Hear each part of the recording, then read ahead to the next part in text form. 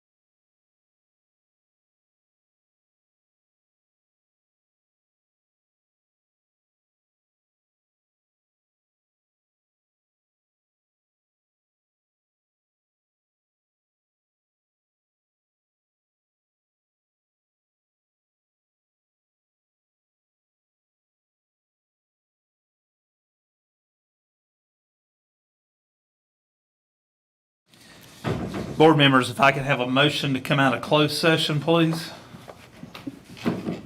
Make a motion to come out of closed session. Have a motion by Mr. Springer. May I have a second, please? I'll second. Have a second by Ms. Burns. All in favor say aye. Aye. Any opposed? Motion carries. Board members, it's just been brought to my attention that we need to amend the agenda if it's suitable to the board for 7.9. Mr. Pace is here with the North Carolina Department DPI, is that correct? Sir, modernization for North Carolina Department of Public Instruction. Okay, for an informational update. So can I have a motion to add Mr. Pace to as 7.9? I so motion. Okay, we have a motion, Mr. Cudero. Can I have a second? Second. Have a second. All in favor say aye. Aye. Any opposed? Motion carries. Can I have a motion to approve the amended agenda then? Make Make a a- motion to approve the amended agenda. Ms. Burns made a motion. Mr. Springer seconded the motion. Is there any discussion? Not hearing any. All in favor say aye. Aye. Any opposed? Motion carries. Okay.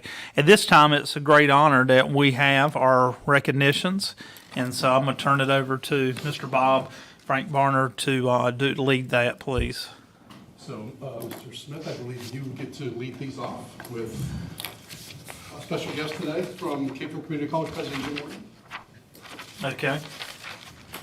Let me okay, thank you. This is a proclamation for Cape Fear Community College, recognizing the pivotal role of education plays in shaping the future of our community. It is with great pride and admiration that we come together to acknowledge and celebrate the remarkable partnership between Cape Fear Community College and Pender County Schools.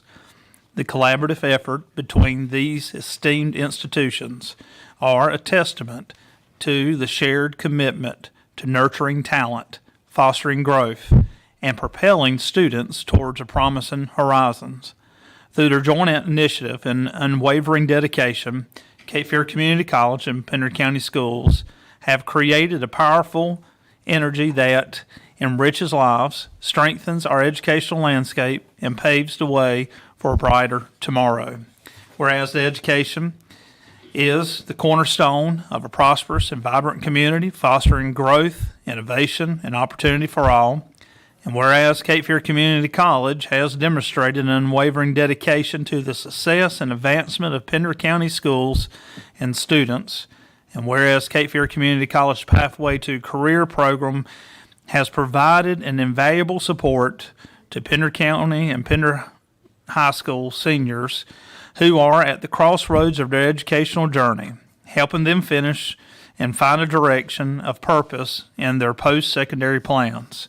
And whereas Cape Fear Community College's vision extends beyond the confines of their campus, as evident by the expansion of the electrical apprenticeship courses to juniors and seniors at Trask High School and Pender High School, addressing critical gaps in the construction trades and empowering students with sought-after skills for a thriving workforce. And whereas Cape Fear Community College's dedication to the future is evident through the Career Academy camps, which serve as beacons of inspiration for middle school students, igniting their curiosity and nurturing their dreams by offering hands-on experience in diverse fields, reinforcing their potential as future leaders and also professionals.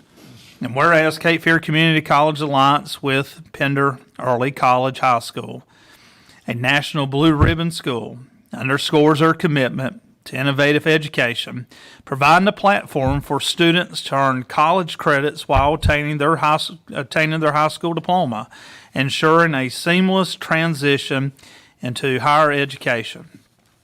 And whereas Cape Fear Community College unwavering support for Pender County Schools underscores this relationship between higher education and K-12 institutions, forging a path together, the academic excellence, personal growth, and community advancement. And therefore, we, the undersigned, hereby proclaim Cape Fear Community College as an invaluable partner to Pender County Schools, celebrating their tireless efforts and to empower students to bridge educational gaps, cultivate a brighter future for the youth of Pender County.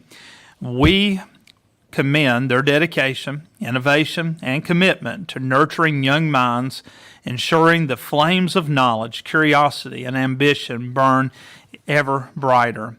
Given under our hand and this seal on the 12th day of September in the year of 2023, signed by Ken Smith, Board Chair, Pender County Schools. Yes. Okay. I'm going to ask the entire board, because it's not just a chairman effort, it's the whole school board system. Join me in this. Thank you very much. Totally unexpected. Also have with me Xander Guy, who's a board trustee member representing Pender County. Yes, sir, you too. Yes, sir.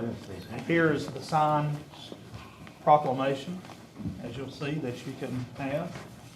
So we'll just put that together and we'll take a photo, if that's okay, with the board and.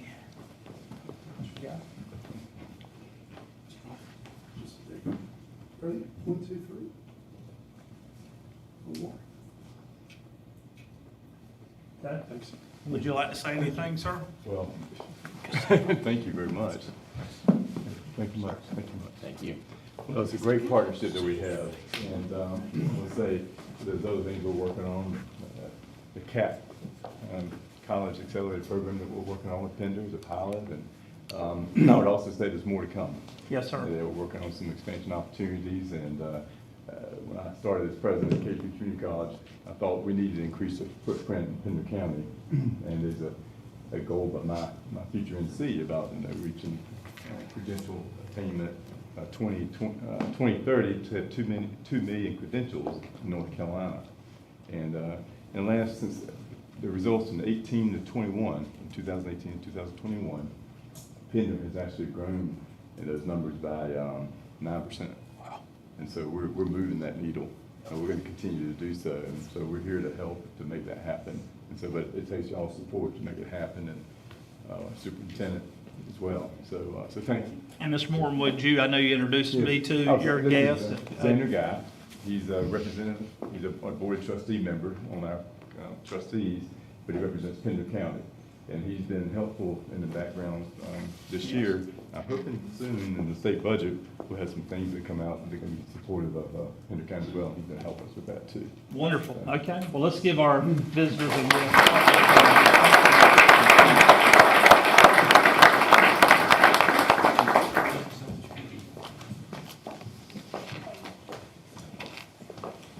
So we'll continue with recognitions, and we'll go to the student level now. We have Christy Brown, who is the principal at Pender Early College, so it's funny that Cape Community College is represented. She has a student that is being recognized for some work that has taken place out of the classroom. So Sarah Wooler will come up as well. And Ms. Brown can speak on her academics and her excellence outside of the class. We just want to recognize Sarah Wooler. She received the Girl Scout Gold Award. And she will explain, Sarah has done so many things in the community, and she's going to give a little information about herself and what she did to earn this award. I have addressed the issue of social isolation in the community by speaking to various groups on the kind of outlook that is seen towards nursing homes or skilled nursing facilities, and especially the Novant Health Pender Medical Center. The upstairs residents, they haven't gotten many visitors, and it kind of gets lonely up there. So I tried to make amends with the community with them, and brought a bunch of different groups to them to sign up and try to volunteer more at their groups, like the RSVP Club, the Retired Senior Volunteer Program, and they have a pen pal system that they use to kind of connect seniors and communities to the seniors in the skilled nursing center, so that they can have pen pals and friends outside of the patient-doctor stereotype. Also, I implemented it's kind of a resource closet that is upstairs in the skilled nursing facility.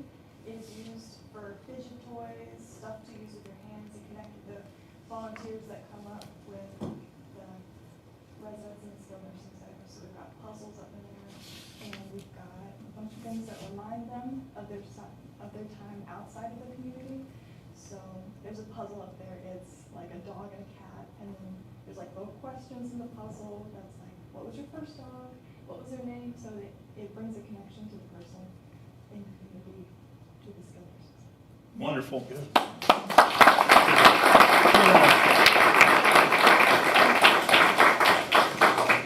I would run away too from this group. Now, you. If this is an example of our future, I think we're doing a great job in Pender County Schools. So, can you see everyone? You're more important, you gotta be closer to the center. Ready? Mr. Carey, go back up. You're good. Okay. Thank you. Now, more As you even. wish. No, more even. One, 2, 3. One more. 1, 2, 3. Awesome. Wonderful. Thank So you. proud of you.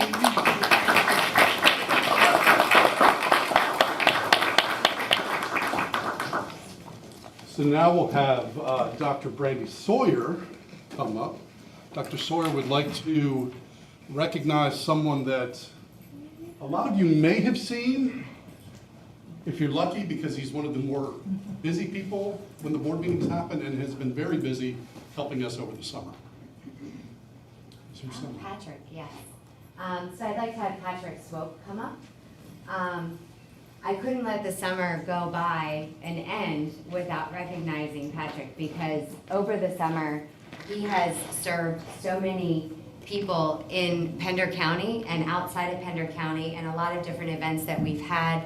And I just wanted to thank him for all the wonderful things that he's done for our staff and our students, and continues to do, serving the Science Summit, the EC Summer Boot Camp, the circus theme, and everyone got circus peanuts on their food, so it was really cool.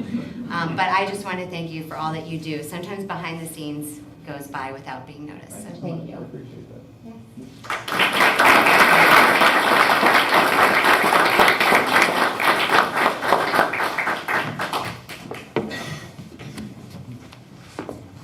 There you go.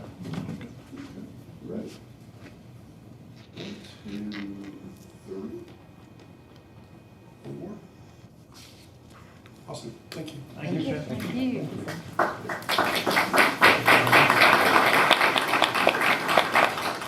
All right, so now we've got a twofer. Kevin Taylor, come on down. So Mr. Taylor is going to recognize some, do you want to do principals first? That's fine. Yeah. Some of our school leaders who have entered a select group over the summer. So if I could have Ms. Hall, Ms. Moore, and Ms. King Jacobs join me at the front.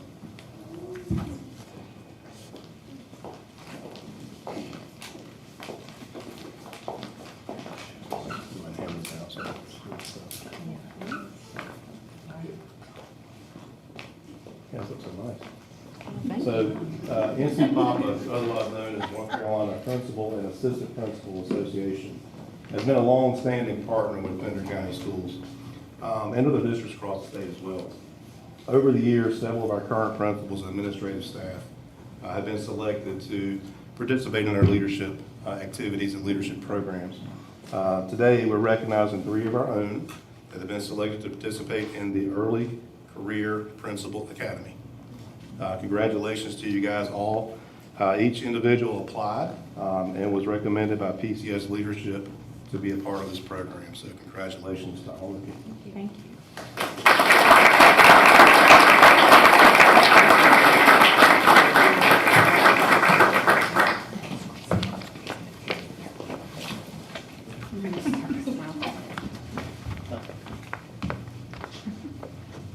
Okay, ready?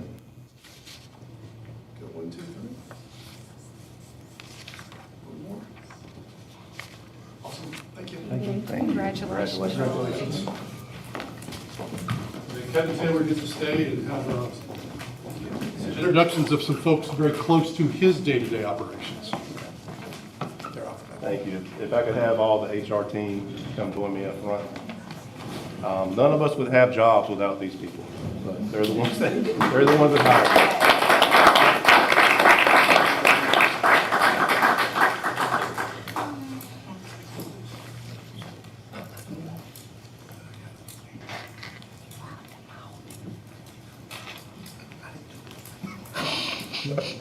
Fran wanted to know why her whole name wasn't on there. I didn't do it. Bob, can we get another picture? I know somebody. Hi, I'm about government names. You know I like to buy them. I know. So, it's a funny story. For years, my family, my parents have always said, you know, well, when's the last day of school? It's, you know, May, whatever, June, whatever. And they said, well, good, you get to take time off. And I'm like, well, not really. They just, like many parents, many people outside of education, they don't realize that the summertime is the busiest time. So when my parents asked me that question, I kind of giggle now because that is the busiest time of year for these individuals standing with me. For human resources, summertime is probably the biggest by far, the most busiest time by far. From the time a person is recommended by a principal or a director to the time they're ready for board approval this year, it's averaged between 5 and 8 days. That's phenomenal. That's really good in terms of onboarding. And about the same time it takes everyone else to get board on their vacations in the summer, the HR department has processed new employees at that rate. So most of you go on vacation after about 5 or 8 days, 5 days, you're ready to come back home. I want to take a few minutes to recognize all the individuals that make it happen every day. Everyone has a very specific contribution.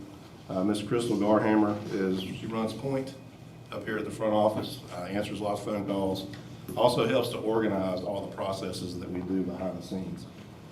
Belinda Wedlock takes care of all the classified positions that come through. She also works with ESS pretty closely for our sub-program.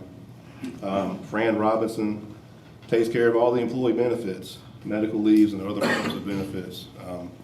Most people call her when things go wrong, or when they have a baby, which is good too. And then Elizabeth Chestnut, she takes care of all the certified positions. Elizabeth Stewart, looking at Mr. Chestnut. Elizabeth Stewart. Elizabeth Stewart, who takes care of all the classified positions and does a phenomenal job with licensure. She actually had a couple sessions this summer with our principals teaching them about the licensure process, which I appreciate. And last but not least, Mr. C, who takes a lot of slack up when I have to leave. He's the only other male in the building, so he has to take up my slack when I'm not here. But he does the beginning teacher program and helps to, like I said, take care of the male presence when I'm not available. So I appreciate that. As we're getting ready for the picture, you guys can come on up, but I just wanted to say, to date, there have been over 230 positions filled since summertime began. That includes classified, certified, other positions as well. And that includes background checks, drug tests, licensure, applications, benefits packages, BT orientation. It's not just a piece of paper that comes through this. Every person that comes through our department for hire is vetted pretty seriously. We recommend the best, and we only take the best. So thank you guys for all the work you did this summer and every day. Appreciate it. Thank you.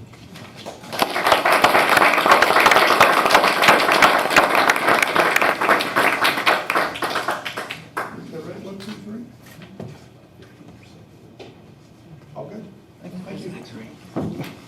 Congratulations, y'all. Thank you. Yeah, okay. Charlie, you guys stand beside me here. Come beside me.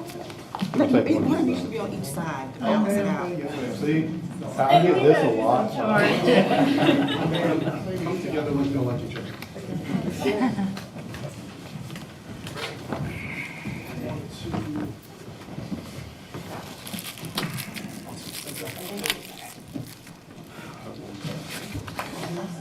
And Mr. Chair, that ends recognitions. Thank you, sir.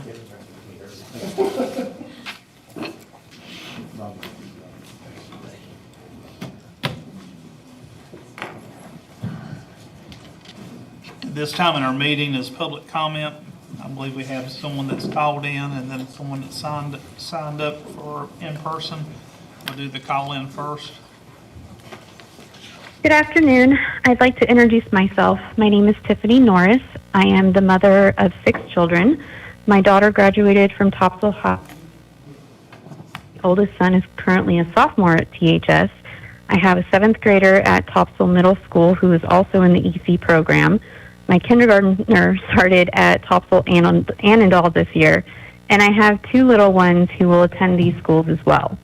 With that being said, I am concerned that the direction some schools have gone is contrary to the traditional family values held not just by my family, but many others in this community. Therefore, I would like to be more involved and will be attending board meetings regularly. Thank you so much. Okay. I believe we had one person that has signed up for in-person, Mr. James Hansley. And let me read this. The Pender County Board of Education welcomes opportunities to hear from the public during the regular scheduled meeting. Public comment period is for members of the public, including parents and students, to voice compliments, concerns, or complaints about performance of school personnel, implementation of board policy, and also the quality of educational programs in our school facilities. According to Policy 2310, presentations are limited to 3 minutes. Obscene, vulgar statements and perceived statements that are disruptive or even threatening to the orderly operation of the meeting will not be permitted. Mr. James, Sure. good to see you again, sir. Good evening. Good evening. evening to the Pender County Board of Education. I'm here on the behalf of Annandale Alumni Association. And what I would like to do at the beginning, so we all will be on the same page, I would like for my lovely wife to give one of y'all a paper, if Okay. that's permitted. Come on up, yes. And tell us your wife's name. Excuse me? Tell me your wife's name. Della Reese. Okay, Della Reese Hansley. you are The, blessed. the boss. Yes, sir.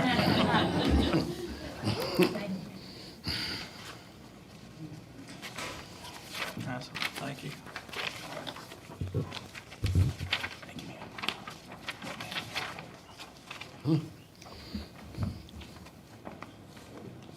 Okay. I'm here on behalf of the Annandale Alumni Association, and my reason for being here is to ask the school board, the Pender County School Board, for their support, not financial support, more support. We would like to be able to establish a monument on the campus of Annandale. We're not sure that we can do it. That's the reason we are here. And to observe the history of Annandale. It's also Topsail Annandale now. We will include every faculty member when the school began. We want to be able to do that, to put the monument there for the history, not for any other purpose but the history of Annandale. Just Annandale now. We know we had the name change, and that we appreciate that to the utmost. And we asked them for y'all support, as I said again, not financial support. We haven't got to that yet. We need to take one step at a time first. We need to be able to have the board to make their decision on that. And once that decision is made, we know where we go from there. We're not putting it there for any other purpose but to serve and reserve the history of Annandale. That's the only thing that we're asking for. And we have been talking, and it had came across to us, and somehow it was asking the association to pay for the letters on the school. We discussed that, and we don't feel like it's appropriate for us to do that. We are taxpayers. We do support the school. We want to work into the school. We want to do whatever we can do to keep this school going. And matter of fact, on Mr. James, I apologize. Your time is up. Okay. Yeah, I apologize. okay, let me just point you to that gentleman right there that looks like Santa Claus without a Santa hat. His name is Mike Taylor. He is the one. If you don't mind, Mr. Taylor, will you talk to him and find out exactly what we need, what their vision is, and then what we can do? I give him a word. We'll after you talk to him, he's my go-to guy on this. Then you can bring it back to us so we can see and have all that kinks worked out. Do I bring it back to you today? Not today. You would talk. Yeah. Okay. I know you're excited. After I yeah. talk to him. No, I want you to come back. Oh, I'm going to come. Okay. No But doubt. if you'll see Mr. Taylor, he'll get you contacts, and then that way y'all can work out any details Okay. of how it needs to be presented officially. Tonight, me and you or what? We can talk tonight, sir. Okay. I have to prepare some documentation and get some things better. Okay. I'll definitely reach out to you and we'll come over and plan, like the last time you and Mr. James came to visit me, all right? All right. Thank you, Mr. Hansley, Yes, sir. and all of the other Annandale alumni that's here tonight. Thank you for coming. Yes, sir. Okay, that is all that is on public comment time. That is all. That is all that's on the public comment time, so we're going to go on into our other line items. Only 3 minutes, Mr. Cash. That would be up to the pleasure of the board to amend the agenda, because if we do that, it would also have to be opened up to anyone else in the room. So I would just say we've already had people sign in, but that would be up to the pleasure of the board. It's not my decision as chair, so. Can we take a vote on it with the board, please? Is there any board member that wants to make a motion to amend the agenda to add another sign-up period for the public comment?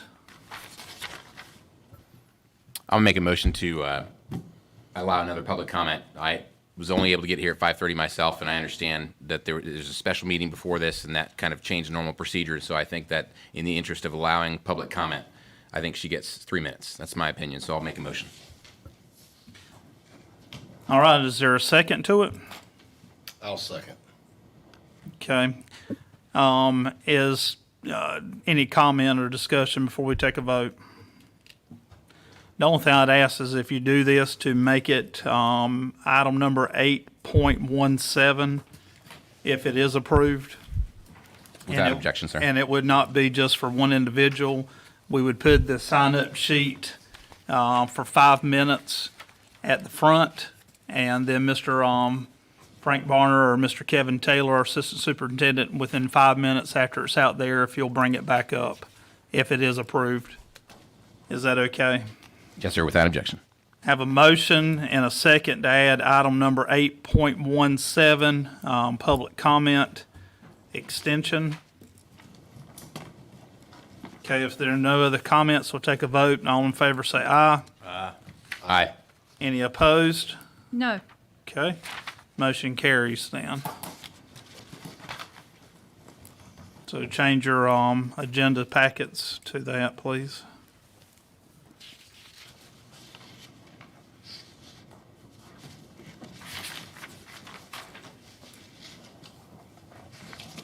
Okay, 7.1, our data presentation for 2022-23.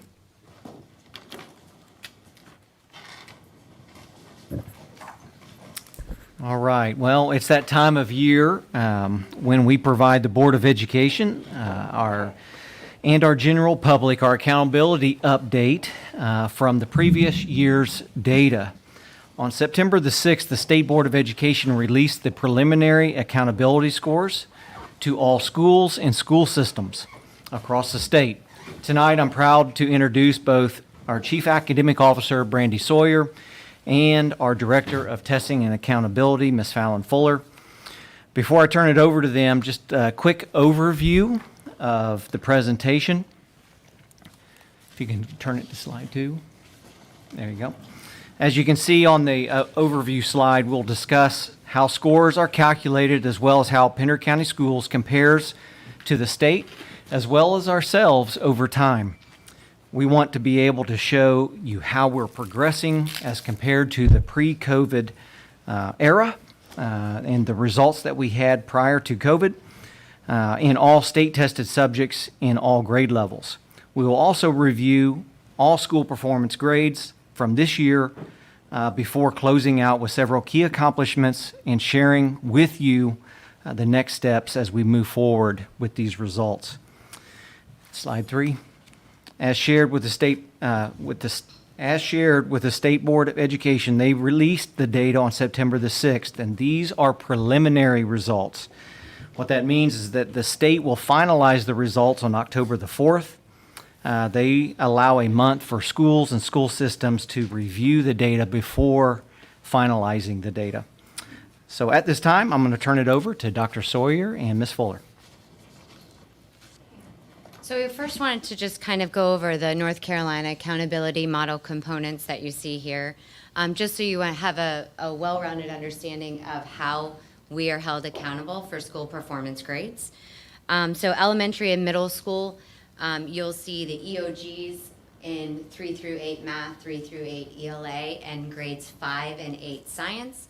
End of course, if there is math 1 at the middle grades, when applicable, English language progress, that's our ML students, and EVOS growth.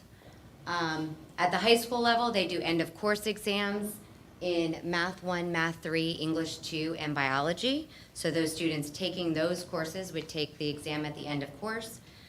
English language progress, similar to elementary middle. ACT and AC work keys are combined together. So the ACT score of 19 or higher, and the work keys is a score of a silver or higher, a silver, gold, or platinum. There's math course rigor, and math course rigor is the percent of 12th grade students that are taking and passing the Math 3 course. The cohort graduation rate, and the EVOS growth. So all of those scores are combined to give us our elementary report card grades, our middle report card grades, and our high school report card grades as we go through. And if you guys have any questions as we go through each slide, please feel free just to ask questions as we go. All right. The next slide that is listed are our EOG and EOC scoring levels. So students receive a score of not proficient. As many of you know, it used to be a level 1 or a level 2. Level 3, 4, or 5. To be grade level proficient, students must score level 3 or higher. And students who score level 4 or 5 are considered to be on track for college and career readiness. So the way that they break this down for your school performance grade is school performance is determined on a 15-point scale. Starting at 85 to 100 is an A, 70 to an 84 is a B, and so forth and so on.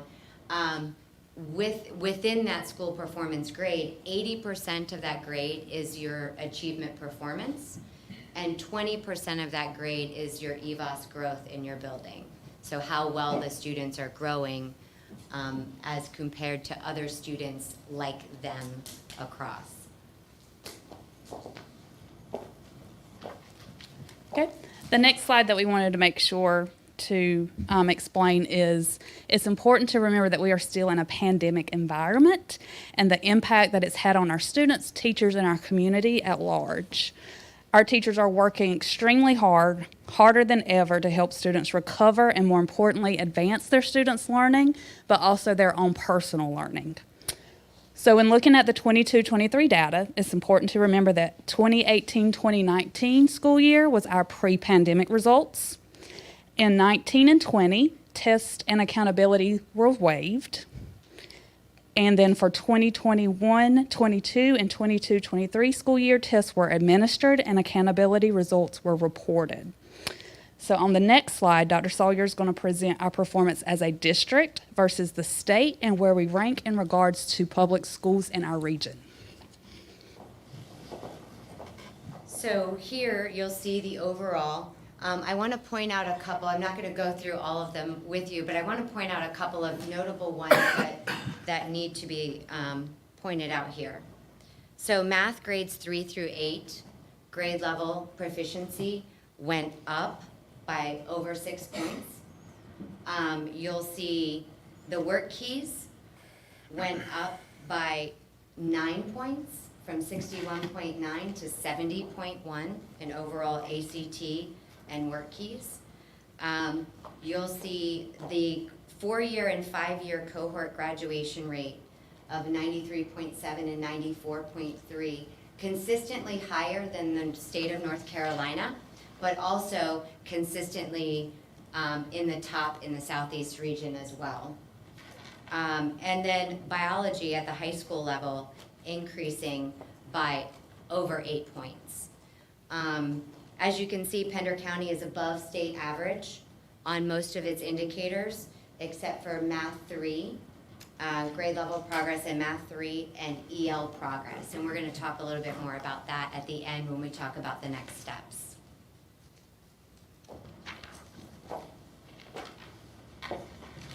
Okay. Our elementary schools are showing positive gains. As you can see, our 4th graders made double-digit gains. It's very exciting. 4th grade also showed growth compared to 18-19 school year, which was our pre-pandemic. Our elementary schools are finishing up year 2, volume 2 of letters training, and have implemented new curriculums to help not only address our areas of opportunities, but also continue the positive growth of our students and their demonstrations. So in our middle schools, what you'll see is 6th grade had an overall increase of about 6 points, percentage points.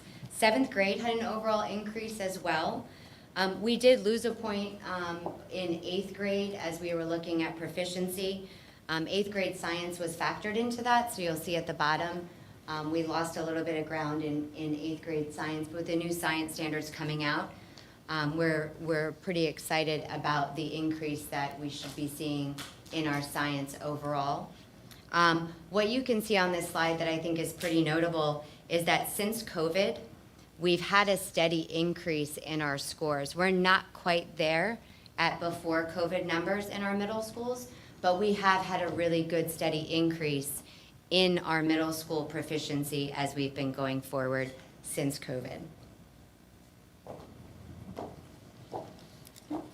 Our high schools also showed positive gains. Our students who took NC Math 1 and our seniors who took work keys made double-digit gains. Our 12th graders that are identified as CTE concentrators, that means they've earned credits in a specific CTE career pathway, must receive a score of silver, gold, or platinum to account in a school's accountability model. Our 11th graders take the ACT, so for the accountability, students must score a 19 or above, and if you remember, that did change the past few years. It was a 17. So the next one, we talked about graduation rate. This is our graduation rate against the state of North Carolina. And you'll see that Pender County in the blue is consistently higher than the state of North Carolina over the last 3 years since COVID. And the next slide, we talk about CTE credentials earned in 22-23. Can you go back a slide just real quick? I just want to make a point. Last year's graduates were freshmen when the school system shut down. And like the rest of the state and nation, when schools shut down, students went everywhere. And part of developing the cohort graduation rate is that group that starts that 9th grade year. If they move wherever they go, you have to track them. Unfortunately, during that time, many school systems, and Pender's very similar, lost those students. We don't know where they ended up. And so to remain at not above 93% is a remarkable job for our administrators, our counselors, our social workers that researched everything that everywhere that they could, and that means social media, to try and find these students and where they ended up. Because if you can find them and they've re-enrolled someplace else, it counts towards your graduation rate. And so I just wanted to point that out, that's how that works. And you know, that this particular group was very difficult for all school systems, and to remain that high is just a testament to the our individuals and the work that they did. Thank you. Thank you, Dr. Breland. So the next you'll see CTE credentials earned in 22-23. Here you'll see the number of students enrolled is in red. We had 2,661 students enrolled in CTE programming, and that's due to some of the classes and staff that we weren't able to hire for CTE, so we had to condense some classes. However, even with that, the 2,661 students, we earned well over 5,000 credentials, which means our enrollment attainment rate is 196%. That means every single student almost got 2 credentials at minimum. Dr. Sawyer, where does that put us at as far as statewide? We won't know until October. Okay. Dominique wants to be number 1, so that's what we're aiming for. All right. And the conversation we had about CFCC earlier and their help with credentials is really a big support for us as well. So we earned about 5,218 credentials. Our credential potential for the number of courses that were taken were 7576, giving us an attainment rate for that potential at 68.8, which if you notice from 2018 to now is the highest that we've ever been in our attainment rate for CTE credentials.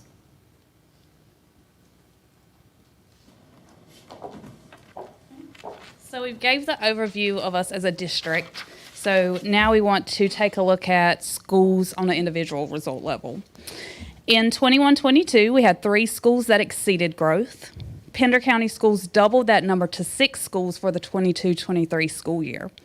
Those 6 schools are Cape Fear Elementary, North Topsail Elementary, Pender Early College High School, Rocky Point Elementary, Topsail High School, and Topsail Annandale Elementary. 5 schools moved up from not met to either met or exceeded growth.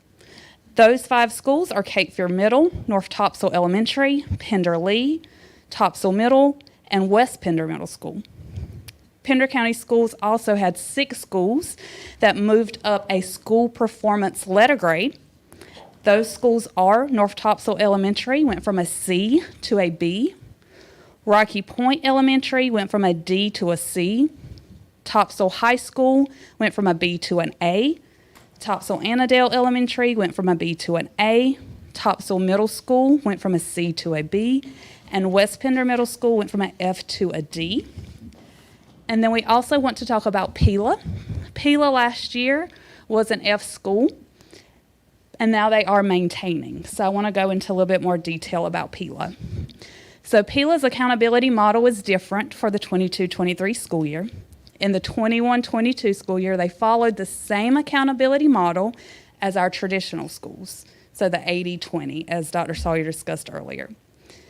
For the 22-23 school year, we're following the alternative schools accountability model, and we are participating in option B. So the components used in the overall score is comprised of student persistence, which involves enrollment, school achievement, which is 20%, and as we all know, Pila is a K-12 school, so they have EOG, EOCs, ACT, work keys, the cohort graduation rate, and the math course rigor. And then their school growth is 60%. So the designation for this model that we are following compared to current year over previous school years is Pila is maintaining, and they also improve their achievement score and their growth score. So now we're going to break it down even further to our school performance grade and designations by the state. And what you see here is elementary. Both Rocky Point and Cape Fear Elementary exited low performing status. And we have 3 low performing designated schools this year. CF Pope, Malpas Corner, and Pender Lee K-8 school. All 3 of them having a D status but not meeting met growth but not exceeded growth as a D status. Then you have middle. So the middle school, we have a lot of celebrations to celebrate at the middle level. Both Cape Fear Middle and West Pender Middle improved from last year, meeting growth and moving a performance grade. We talked about West Pender. Burgaw as well increased proficiency and growth overall within the grade by 2 points. It just wasn't enough to exit low performing status and to move that grade from an F to a D. So we are making gains at the middle level, and we'll talk more when we talk about the next steps with all of the things that we're adding, the new curriculum and new resources that are being poured into the middle school level as well. And then you see high school. High school, we already talked about Topsail High School celebration, went from a B to an A. Super excited about that. Pender High School stayed low performing due to growth not being met. Again, we've made a lot of changes there as well. And Heidi Trask also, we looked at growth not met.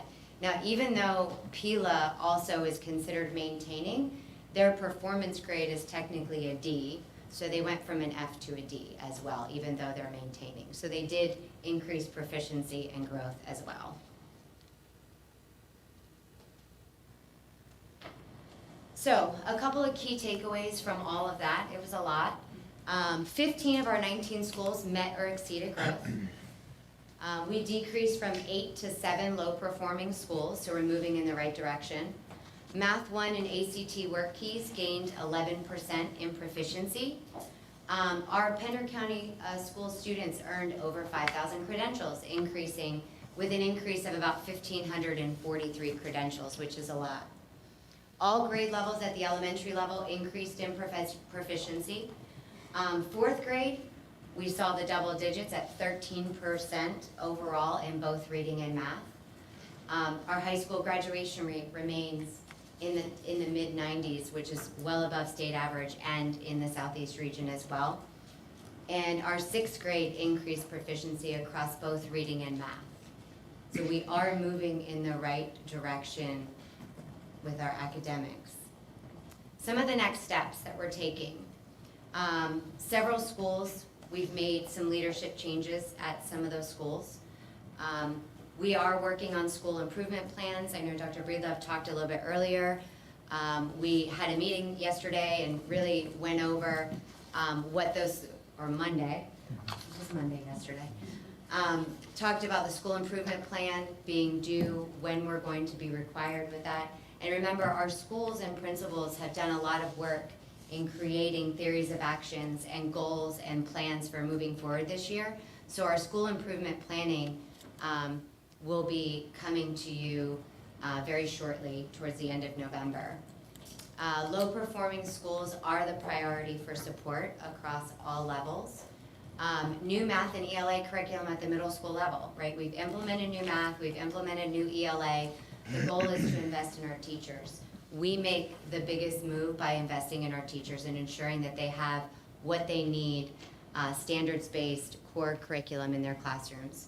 So you'll see professional development for teachers and administrators focused in that new curriculum as well. Even at the elementary level, we talked about letters and wit and wisdom and Eureka Math Squared as well.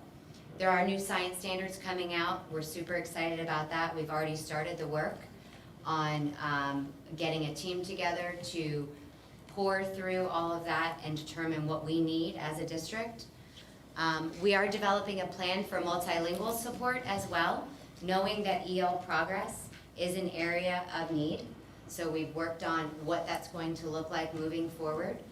We've already started embedding some EL students and doing more push in instead of pull out. So students are getting that core curriculum and not getting pulled out of their classes, their core classes.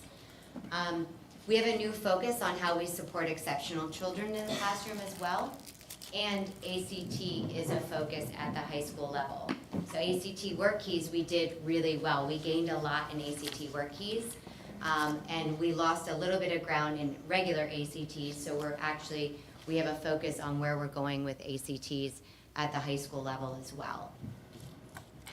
Is there anything that I missed? You got it. Nice job. Any questions?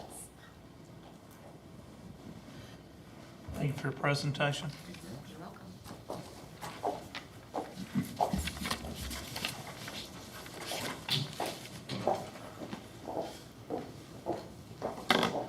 7.1 7.2 is first read policy 2120. Good afternoon, Board Chair, Board members. You have before you in your packet, first read of policy 2120.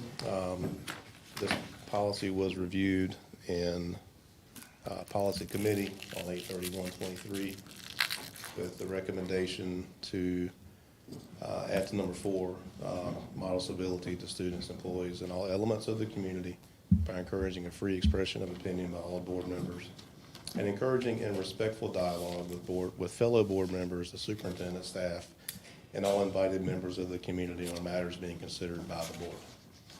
That's the only change that was recommended by the committee. And again, this is first read. Happy to take any suggestions or questions that you guys have to take back to committee before second read. Board members, do you have any comments, questions, suggestions?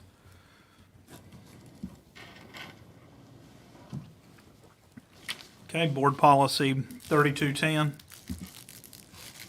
3210, couple of substantive changes to this policy. This is parental inspection of objection to materials.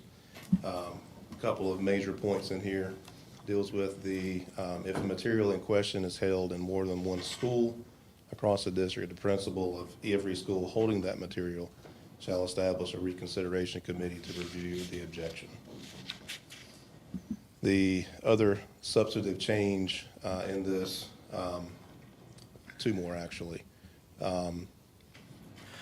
really goes into looking at if, for example, if middle school A and middle school B have the same book and the committees at those respective schools reach a different decision as to whether the book is age appropriate. A district level CMAC shall be convened to determine whether the book is age appropriate. If the book is determined to be age appropriate, it will be kept in all branches, or excuse me, all libraries, not branches, across the district in the middle school age group. And then the other substantive change would be that the CMAC would have 30 days instead of 7. I would draw your attention to Parents' Bill of Rights that was released. Some of the timing constraints on that may end up changing this again. Just FYI, we're working through that as well. So any questions? Again, both these policies will go back to committee before second read. So any suggestions or questions that you guys have, we'll be happy to take now or before the second committee meeting. Board members have any comments, questions? If nothing comes to your mind at this time, you always can email our Assistant Superintendent, Mr. Taylor, with any kind of suggestions for that. Thank you for your time, guys. Thank you, sir. 7.4, summer update. Good evening. This evening, we have the leadership team from HES, our custodial contracting company, and they're here to provide an update for the summer cleaning, and, as well as current successes and opportunities for future improvement. At this time, Mr. Sharp and his team, can you please come forward?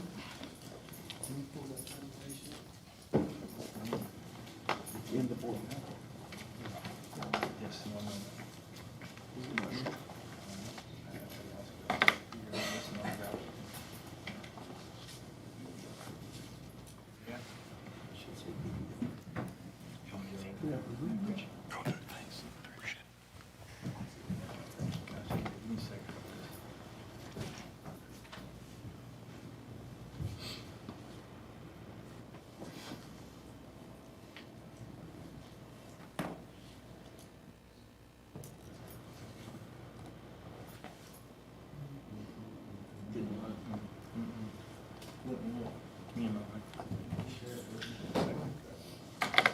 Apologies.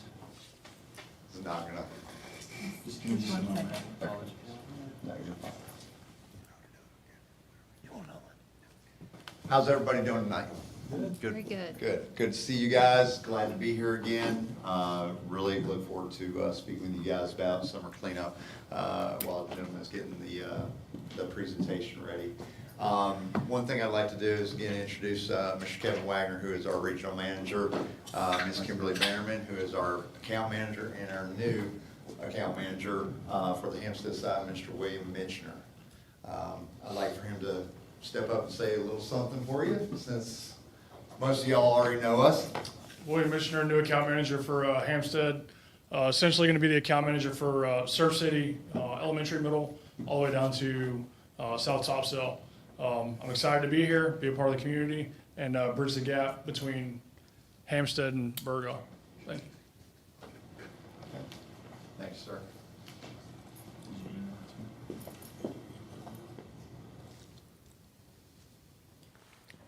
Board members, while they're waiting with technology, is there any questions, comments that you have of the HES team? If you're having any difficulty, yes, ma'am. Oh, actually, I was just going to ask Mr. Taylor. Hi. I was. Why have we put it in Board Pro? It doesn't upload like that. Yes, sir. Apologies to the group. It's all good. No, I was going to say, you've been getting reports from principals. Everyone is happy. Yes, well, except we're doing our summer, he sent out the first feedback form for our staff to start now that we're back in session. Outstanding. When are we planning on getting those back? Usually it's a monthly report that he receives. Correct. We Very got the good. summer survey. Again, we send it out. I send it out at least twice within the time frame that we're given. So I send it out to all the principals. I go back in there, look about 5 days later. If I don't get it from any of them, I resend it back and copy Mr. Taylor on it. And again, we allow them the opportunity. I can't sit there and tell them to do anything. You know, Yes, we would love for them, because again, any feedback, good or bad, is going to only do one thing but help us and help Pender County. I think you got your presentation up and ready to run, so we'll rock and roll with it. Yes, sir. So we've already been through the introductions. What we want to do is we had a really good summer cleanup versus last year's, where we would take, and previous companies would have the entire crew go around. Well, that came into effect where you could not take somebody and put them into a school that didn't belong in that school and say, hey, have pride in this school. That's what we did this year. We kept everybody pretty much at their own schools, 3 people at each school the entire summer, so that way they would have pride in their school. And then that way, when it came back to coming into school, you had 3 people there that really worked hard the entire summer, so they keep the new people, or the people coming back, in check, to where they make sure, look, I worked so hard on this floor. Don't let us down. Don't let us down. And all the leads, I am so amazed at how well our leads pulled together, from coming from a group doing the Burgaw area and a group doing the Hempstead area the past couple of years, or the past years, to all of them going into their own schools and really just knocking it out of the park. I am so proud of them. And again, they know that. These people right here know it as well. We just love our group here in Pender County. So that was one of the biggest things that we had for summer, was that big change. But I believe it really actually worked out better for us. So these are some of the principal responses that we did get back from the summer surveys. Like I said, we got about 7 back so far, but we haven't gotten any more. And you see, you know, again, they continue to be great. Now, I will say this, we did have some hiccups along the way, and we learned a lot of things this year, being our first year in summer cleanup. You know, nobody goes through life without having any hiccups.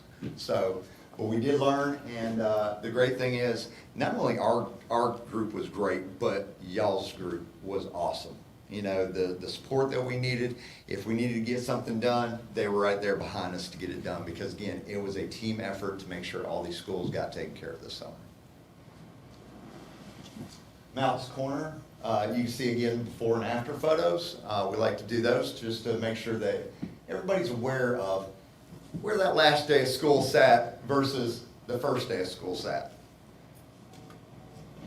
Pender Lee School, absolutely loved it. I still absolutely am in amazement to that school. It's absolutely gorgeous there. And that's one of the things I told them this summer, we want to keep it looking that way.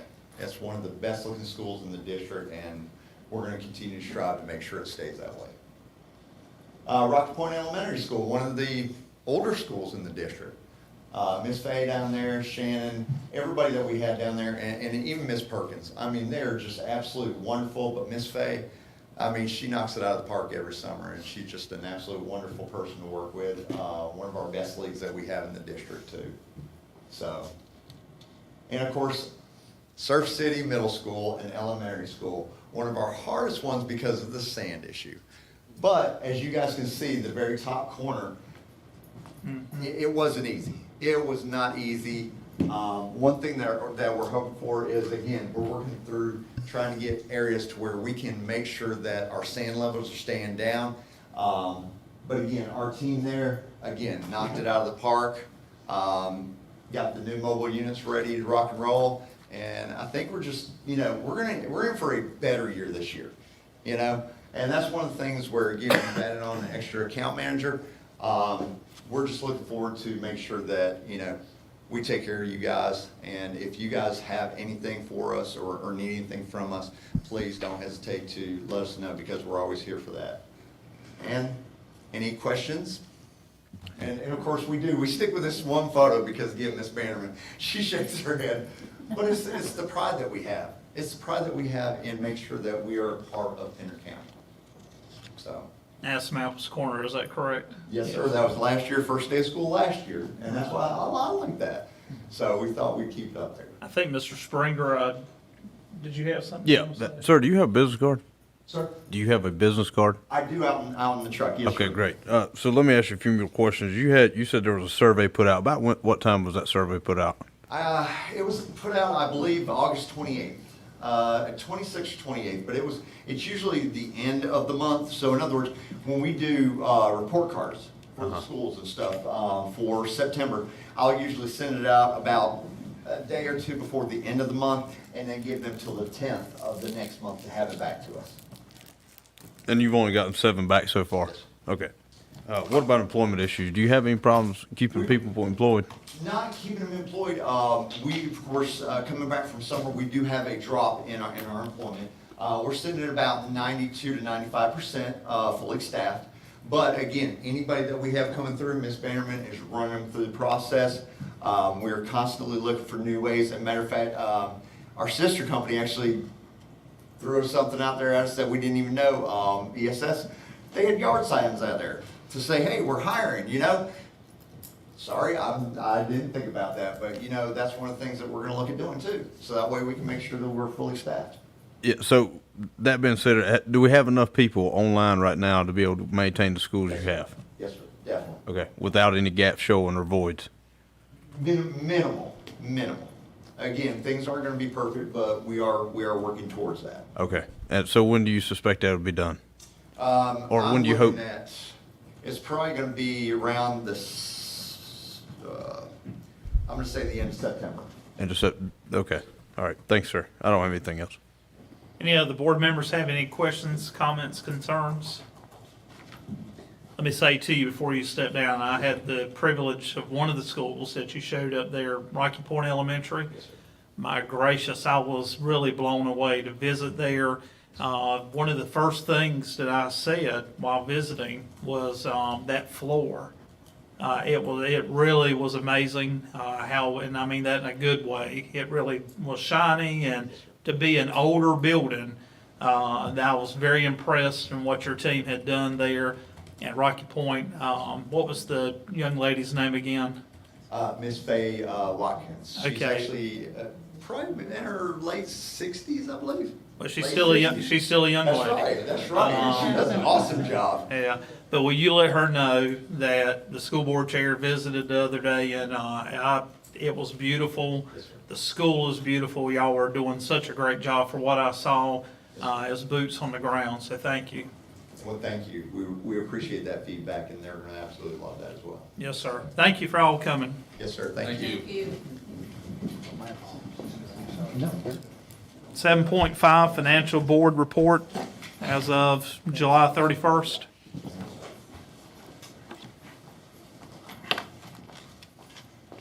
Good evening, Board Chair, Vice Chair, Board members. You guys have your financial report in your packet.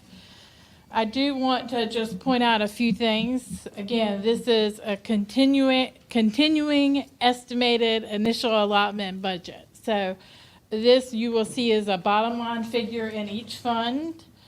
The state put out a 60% of our estimated allotment as of the time of this report, then pulled it back and said, use your continuing budget.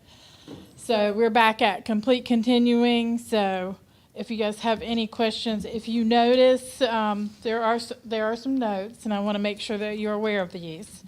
Fund 1, we'll look at like 9%, 10% expended. Again, that's still an estimation. Fund 2 looks like it's 19% expended. I just want to make sure you all know that does not have, it only has our current allotment from the county and no fund balance appropriated and not actual budget completed, okay? Also, you will see in the encumbrance column that there's $2.2 million worth of encumbrances. We have shifted our mindset on encumbering the continuing things that we have for purchases so that we can encumber that money up front so we don't run the risk of overspending. So that's when people looked at their expenses and created like open purchase orders for things that we would buy on a regular basis. That follows through in Fund 4. Mr. Taylor saw that 51.69% expended and called me immediately.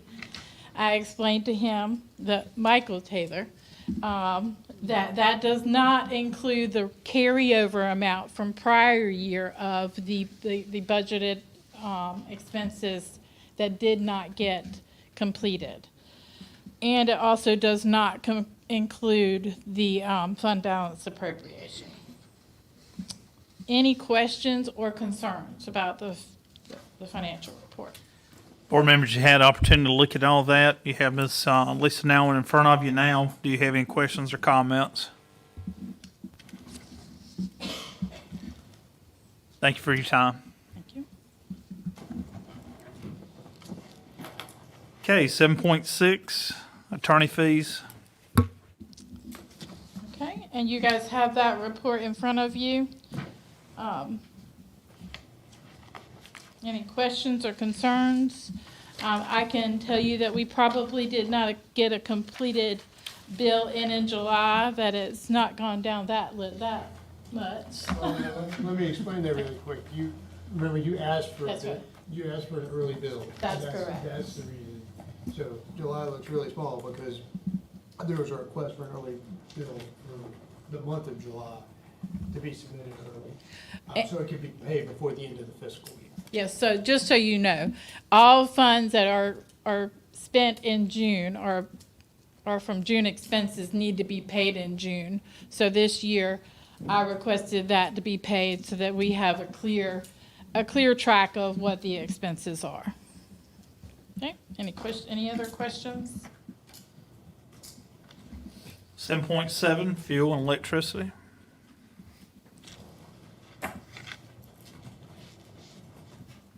Any questions about that, board members? Okay, thank you, Ms. Now.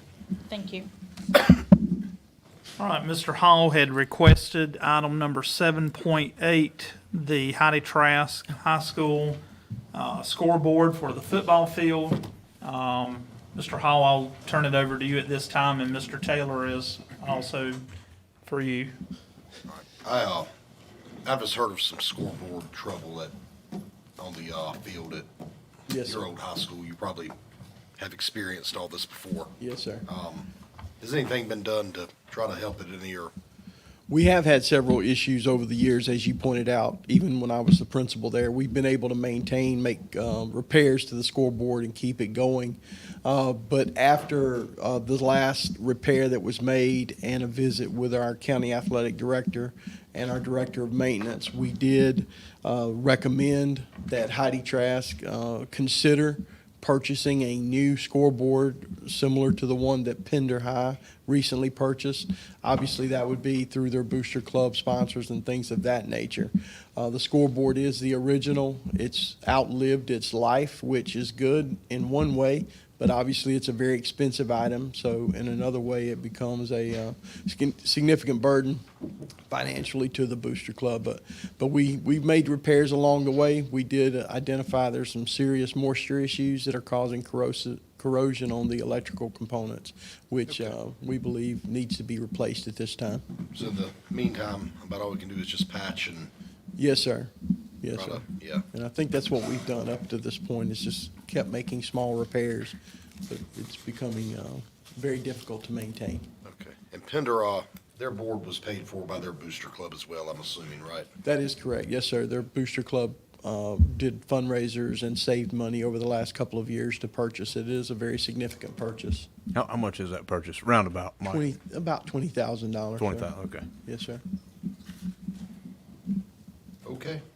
Now, we will, as we did at Pender High, if the school system, if the booster club purchases it, we do all of the installation. You know, that is something that we take on as the county. Okay.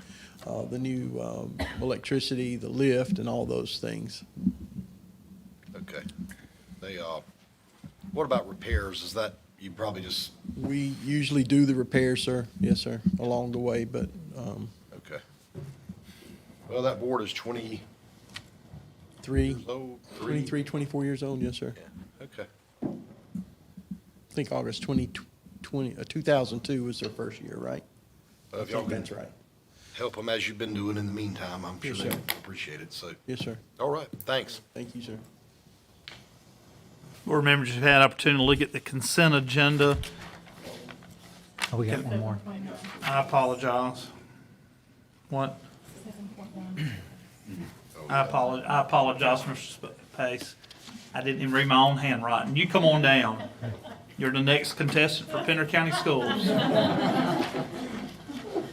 And if you want to introduce yourself properly, I didn't give you Mr. Barry Pace, so probably the best proper introduction. So if you want to tell us who you are and what you're doing, and then I'll let you just carry on. I appreciate that. Good, everyone. My name is Barry Pace. I'm the Director of Modernization for the Office of Systems Modernization at the Department of Public Instruction. And I've been in that role since February of 2022. And I want to start by saying I appreciate the invitation to speak. Chair, Vice Chair, distinguished members of the board, and Dr. Breedlove. I started my career at Richlands High School and Coastal Carolina Community College. So I have some near and dear friends from the area, and so really What excited. What principal was there? Dennis Jones. Okay. So glad to be here and talk about ERP and kind of give you some insight into where the state lies and situation across the state in terms of adoption of cloud-based ERP programs. I also would be remiss if I didn't recognize your HR team's amazing onboarding. That kind of turnaround is incredible, and certainly I would think rivals any of the other districts across the state. So kudos to them, and certainly congratulations on your performance as well. So with that, let's jump right in. So just to give you a quick background on the legislation. So in 2016, DPI and the Friday Institute and others were involved with conversations at the General Assembly, which created the opportunity to develop a plan in cooperation with the Friday Institute to modernize DPI and PSU financial systems, HR systems, licensure, and student information to improve performance and outcomes. And I mentioned right up front, the SIS and the licensure modernization are in RFP silent periods, and so I will not be able to provide any additional information on those two items. I also like to recognize the fact that as we go into this, change is indeed inevitable. And I know Brad Doherty graduated from Owen High School across on the other side of the state, but he definitely, every opportunity he gets, he mentions this. And of course, he has changed careers and now owns a NASCAR team and won the Daytona 500. So certainly, he is an example of embracing change and leading to success. So in 2017, the General Assembly directed DPI through the School Business Systems Modernization Plan to basically modernize in 4 specific areas. And you can see those bullet points here on this slide. And of course, the first one deals with local education, financial, human capital, and school information systems. But this is a bigger project, of course, that includes everything from HR and finance to the large data infrastructure that makes up NC Schoolworks and all of that P13 to P20 data. So let's talk about ERP, okay? So what is ERP? In general terms, people refer to ERP as the HR, payroll, and finance, along with enterprise performance management, which could be looking at different ways of budgeting, etc. And when we say ERP, we're really talking about cloud-based, fully integrated finance, HR, and payroll. So that is the goal, if you will, is a cloud-based, fully integrated finance, HR, and payroll with EPM. We recommend, and I have since I began this in this role, that each district and each charter school take their time and choose wisely the platform or product, or in some cases, right, the software integrator, the SI, that makes the most sense for you, right, based on your business processes and how complex your business is. So there are certainly small businesses that are very complex, and there are large businesses that aren't. So it really does come down to, what meets your needs and trying to make a wise decision there. Same thing goes for the timing, and I'm going to address some of kind of what I can share with you in terms of helping with those decisions. The next bullet I want to emphasize the importance of. When you make a decision to implement a cloud-based ERP system, certainly if you change to a new vendor, full parallel payroll testing, every employee, no subsets, for a minimum of 2 months. Swain County Schools was successful in their go live in January with Tyler Munis, due in great part to their decision to do 3 full months of parallel payroll testing, every employee. And they spread that out. They didn't do them in 3 months consecutively. The other thing, of course, is you need to be considering right now what you're going to do to make sure you have the human capital to implement well, to manage the vendor, right, throughout the process. And that could require backfilling key positions for key personnel who are going to play key roles in this. Do you have any recommendations on how we're going to get that, not have to backfill those positions? Of course. I'm asking because you work for DPI, so I'm asking for, right? One of the, challenges, of course, is how do you fund that? And currently, at this time, DPI does not provide any additional funding right for personnel or for third-party consulting. So, up front with that. I included this slide. There's a lot of information on this slide, and I won't get into all of it, of course, but I did highlight in yellow some key things to start the process, right? For example, training your team. If you are looking at an application from whatever vendor, right, You want to do more than just do a one-day demo.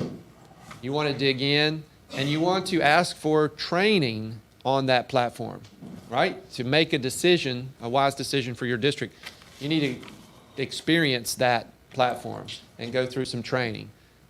Our recommendation is you do that up front.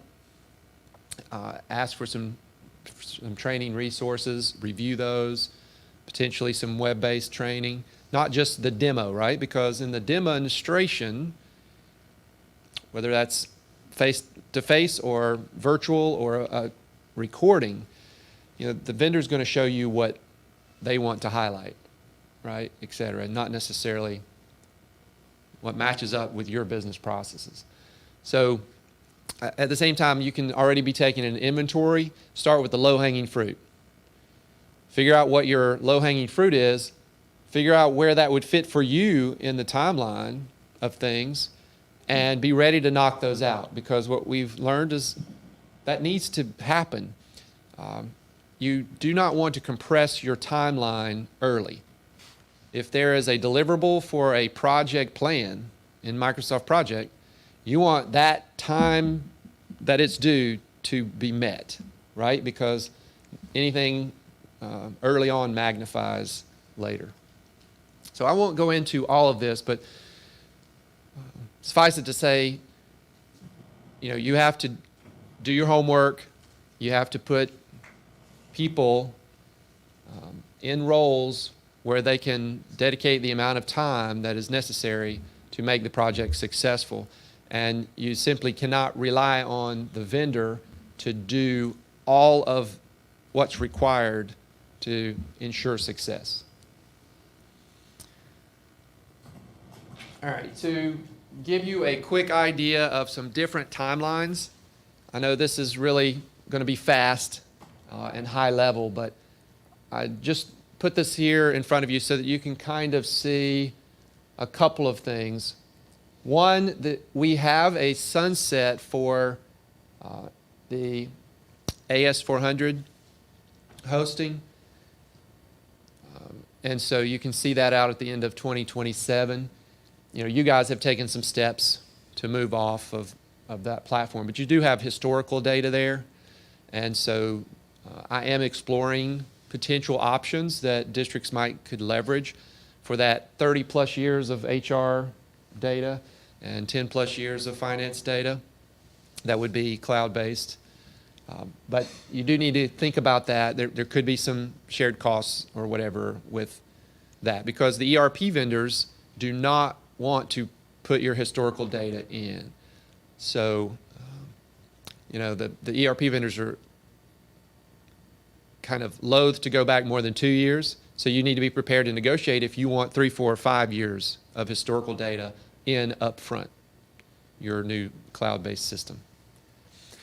On down, you'll see that, and there's a lot of things going on, including DPI, mainframe, Region F replacement. That's ongoing right now. You can see the North Carolina financial system in orange there near the bottom, third from the bottom. We're set to go live on the new North Carolina financial system October 5th through the 10th. And you got the newsletter. You're going to make sure you have all your cash requests in, because that system includes a lot of different things. But one thing you have to do before the cutover there is make sure you've got all your cash requested for October. And then as soon as we're live on NCFS, we begin the next phase there, which is to replace the mainframe cash request, cash management system that DPI school business uses to support the schools. And so we're modernizing at the same time. But you see the next row there is public school unit, finance and HR, ERP.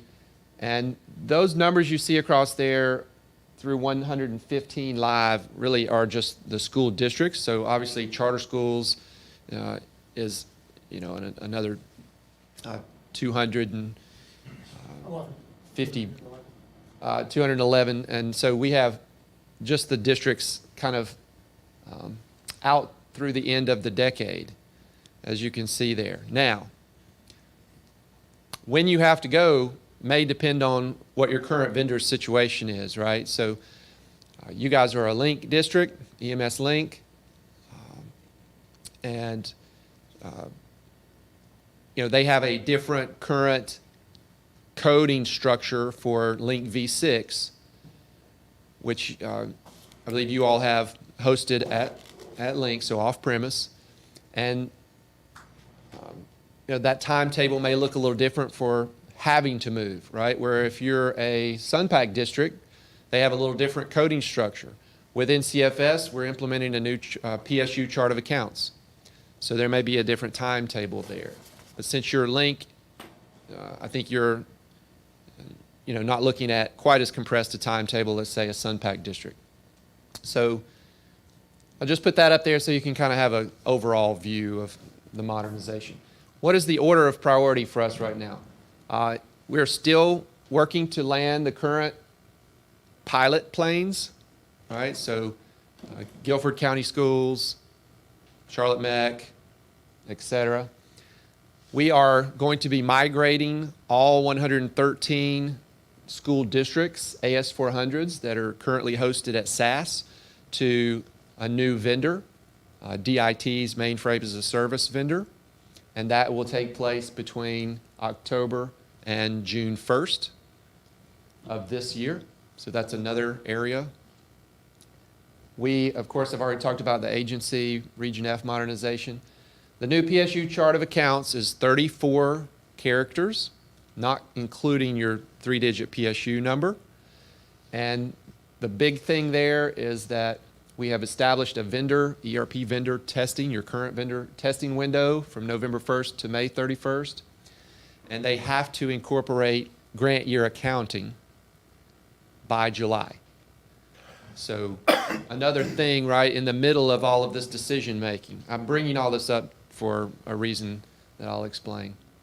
So you have to keep that in mind.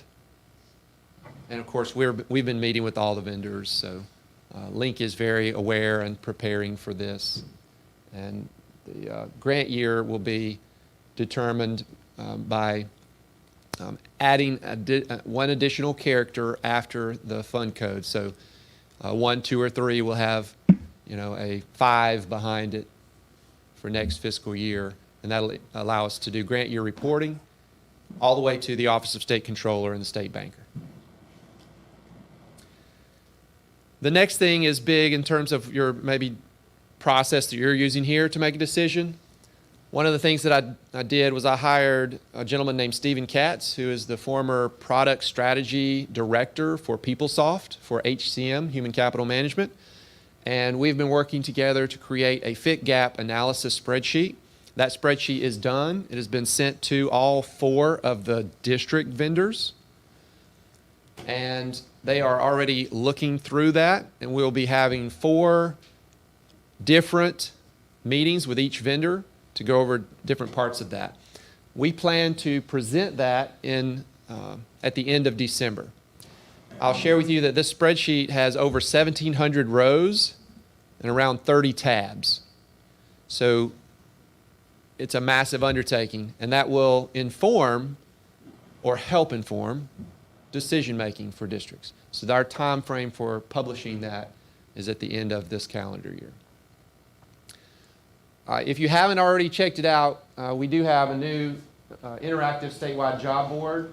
You see the URL there. That's one thing we've done to modernize to try to help with those hiring pieces, and you all do use that. And with that, just quickly on the AS400, we will have some interaction with the local district CFO in this, with the local firewall administrator. And of course, having 85 firewalls managed by MCNC, we'll be working with MCNC on this, the North Carolina Research and Education Network provider, as we migrate. There are still 44 districts that are using the AS400 in production. You can see approximately 40 districts now still using HRMS in production. That's the DPI HR software that's approaching 40 years old. It's actually older than SIMS, for those of you who go all the way back to SIMS. And approximately 30 districts still using Sunpack in production. So that kind of gives you some numbers there.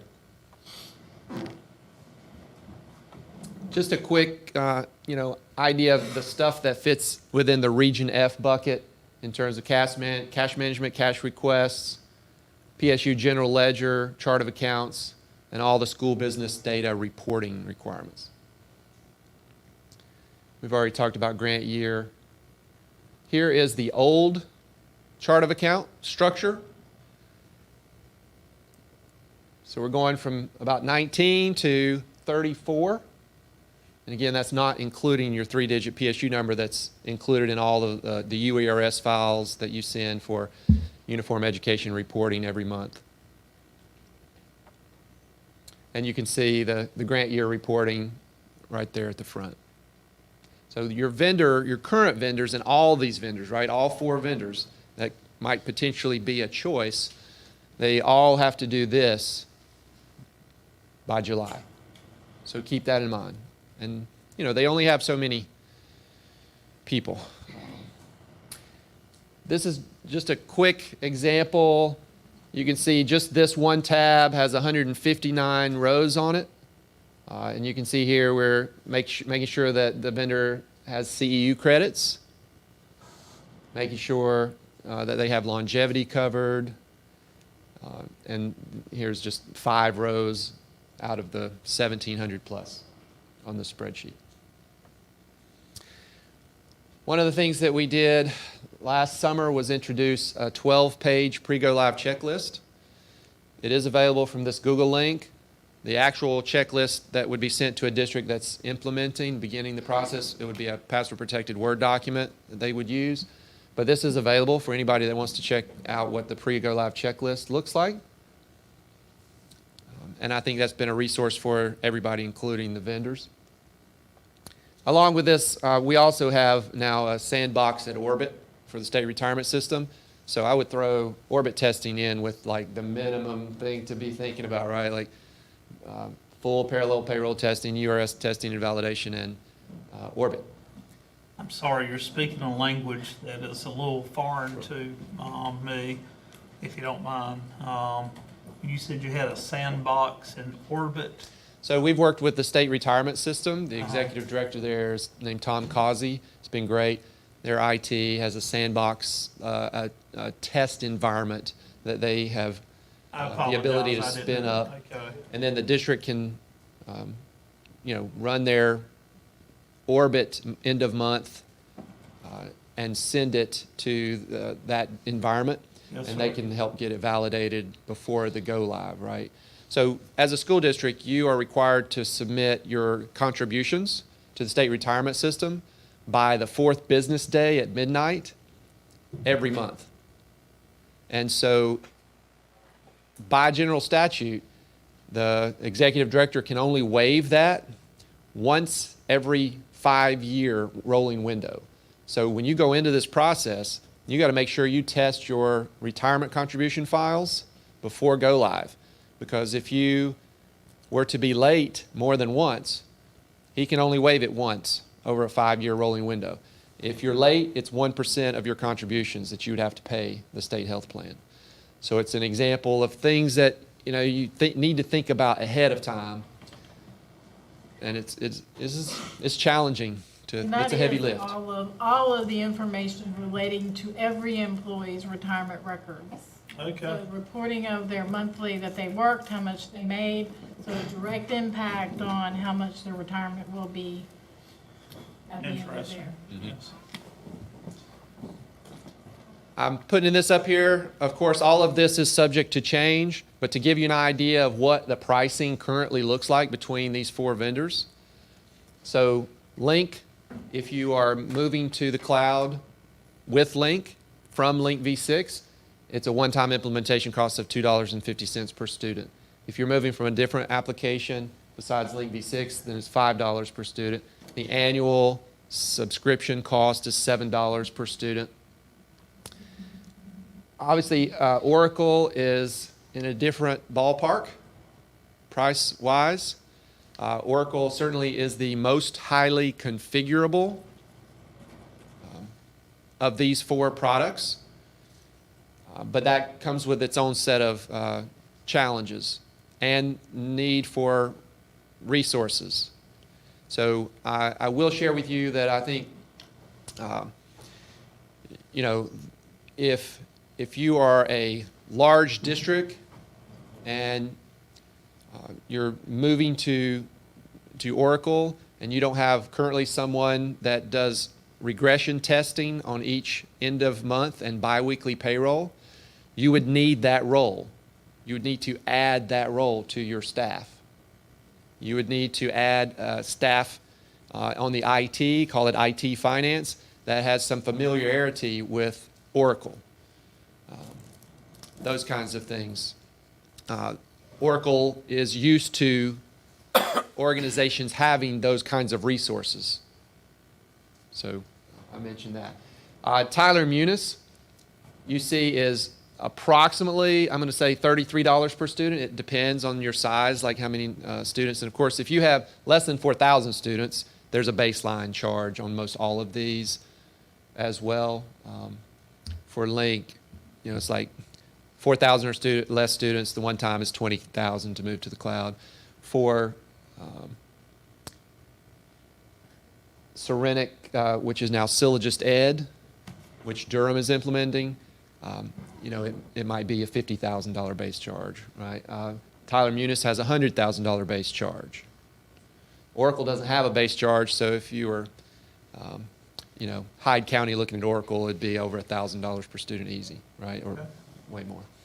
So this is to give you an idea on the different pricing. Now, this doesn't include everything you need to consider. For example, if you choose Tyler Munis and you have Titan, which I believe you all do here in Pender County, Tyler will need you to use their API toolkit, which they consider a software as a service, and it is 50 cents per student. And that is what they require you to use to integrate with school nutrition software applications. So that's an additional 50 cents per student annually that you would need to make sure you have covered. And I would just say, you know, you would need to have discussions with school nutrition, but school nutrition may not be in a position to cover that cost. That might have to be included in that $7, depending on a lot of different federal rulemaking, et cetera, there. One other thing I want to mention before I go over where all the districts are real quick is with this too, time and attendance. So Swain County Schools, successful go live with Tyler Munis in January after the 3 full parallel payrolls. They also decided not to use ExecuTime, which is Tyler's time and attendance. Instead, they implemented Time Clock Plus. New Hanover County Schools, which is Tyler Munis, neighbor, they are using Kronos for time and attendance. Kronos is, you know, like the Cadillac in some ways considered to be, and so there's a significant cost associated with that as well. So you have to think about that in terms of what your total cost would be. Just quickly where we are with some of the pilots. Guilford hired IBM Consulting Incorporated to implement Oracle Cloud. They have a go live in January 25. CMS released an RFP for a new software integrator for Oracle Cloud. It's in the silent period still. I mentioned Swain already. Winston-Salem for Scythe County Schools has chosen Tyler Munis with an anticipated go live of January 2025. Union, which was one of the original pilots on Tyler Munis, they are live on the financials, but they are still on hold for HR payroll. And obviously they are considering all the options and waiting and watching Swain and Winston-Salem, etc. So I included the rollout status. I won't necessarily dive into any of these, but you're welcome to look at these pilot districts and where they are. This rollout status includes Link districts.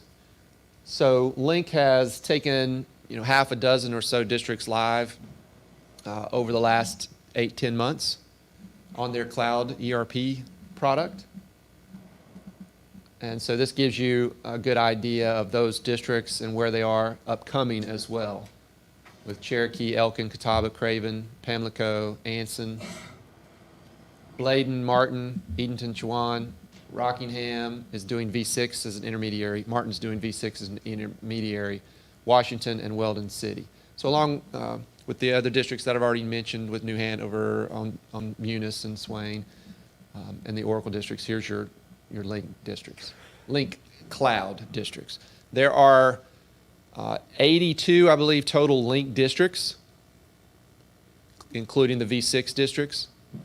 So that kind of gives you an overall idea there. And I've already shown you about 30 Sunpack still remains.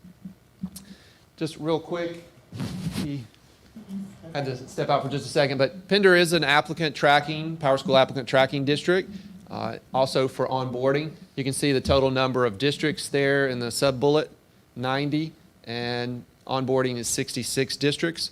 So Pender is taking advantage of this, and this is provided by DPI and paid for by DPI.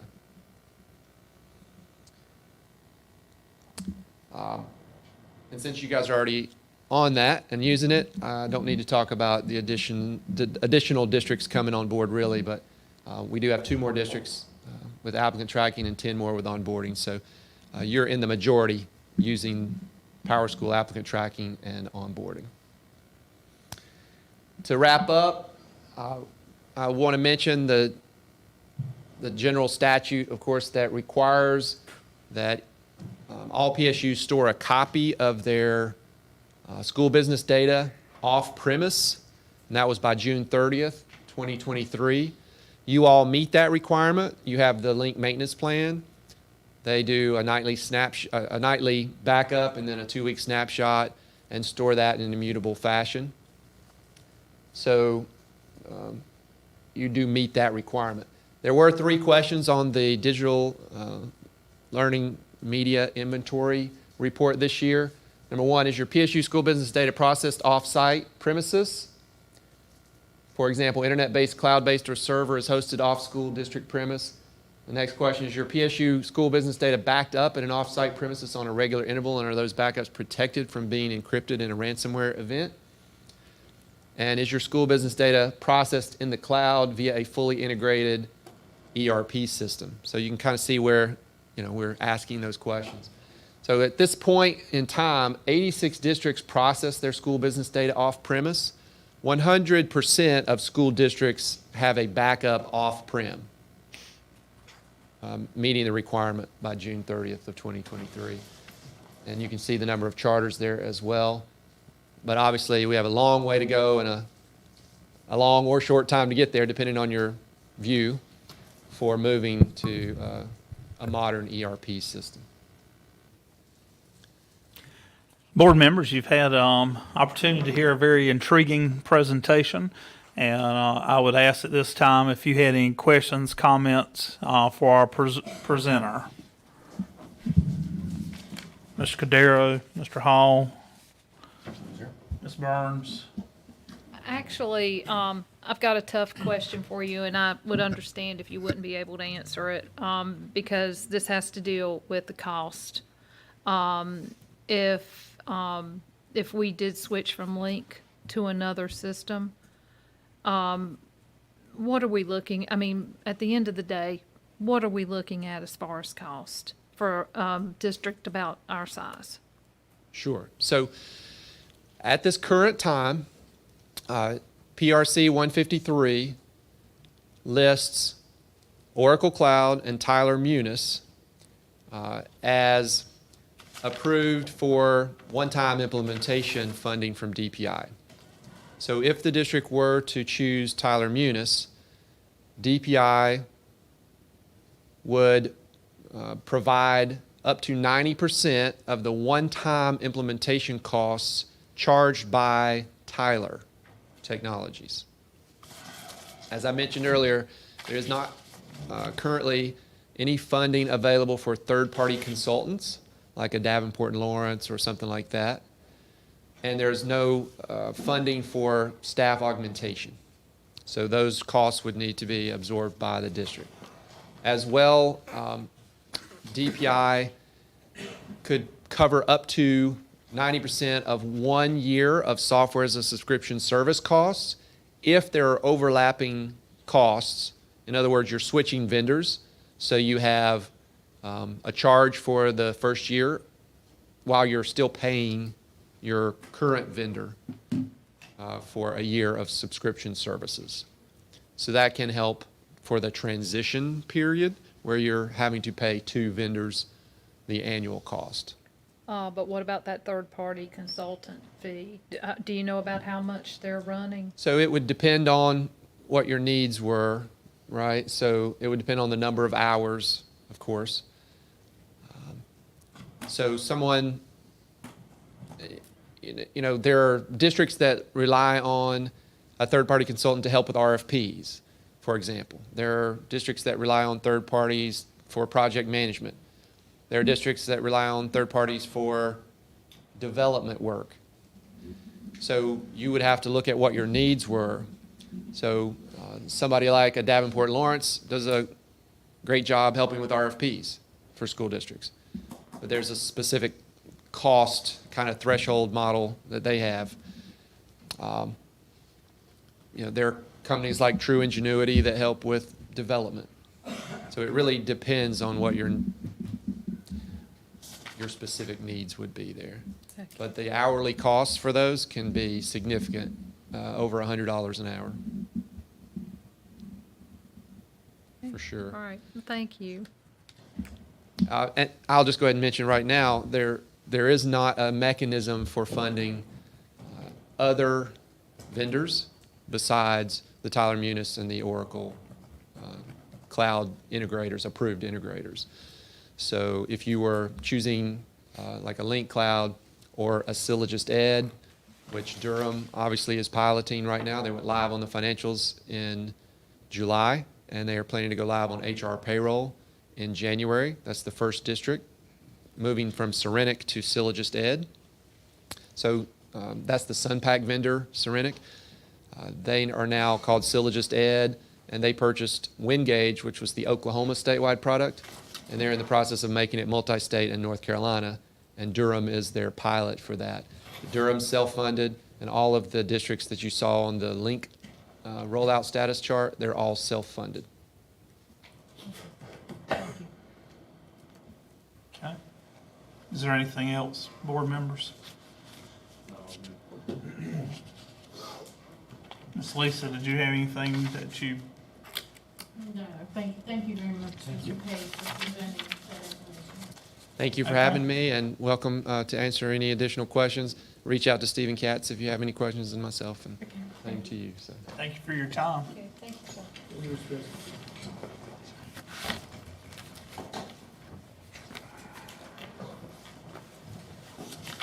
All right.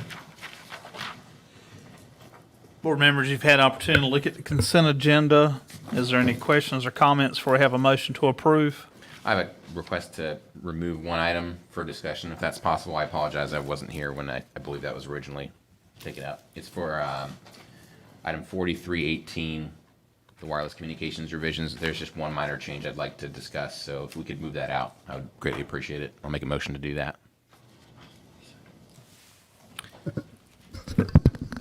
And then I guess, or would you prefer, where should we put it in the action agenda? I guess I'll make that part of the motion as well, Mr. Chair. Let me, Mr. Cordero, you said 4318, so that would be 8.2. Yes, sir.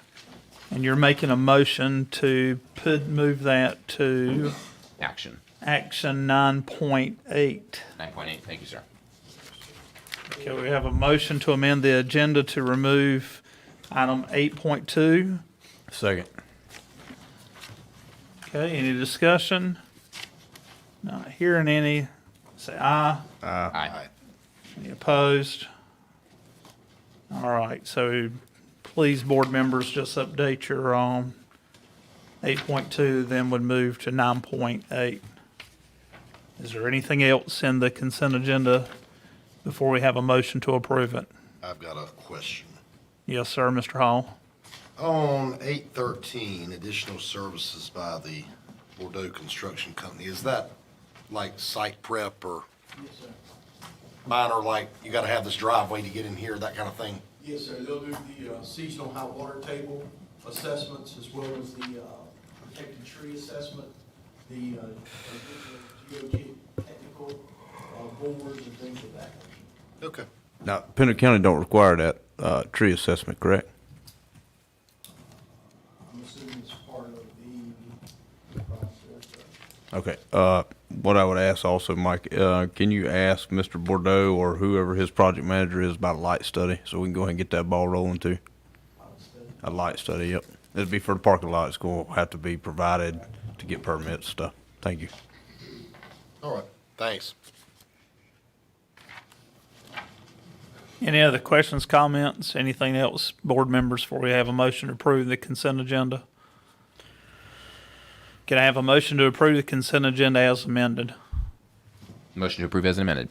Have a second? Second. Mr. Kaderis made the motion. Mr. Springer has second the motion. Any discussion? Not hearing any. All in favor say aye. Aye. Any opposed? Motion carries. At this time is item 8.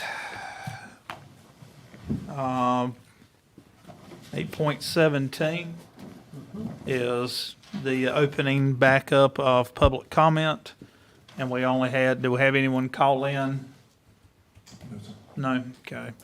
The only person that has signed up then would be Miss Patricia Kulik. Ms. Kulik, just want to make sure that you heard when I read the original. You've heard it before, I'm sure, but were you in here when I read this first thing about policy, about using language and I know them pretty well. being on your best behavior and all that good stuff? I do want to play a recording of a book audio. It's 2 books that are in our school. As long as it's in 3 minutes. So, go ahead. It has some profane. I'm sure it does, Ms. Kulik. Go ahead.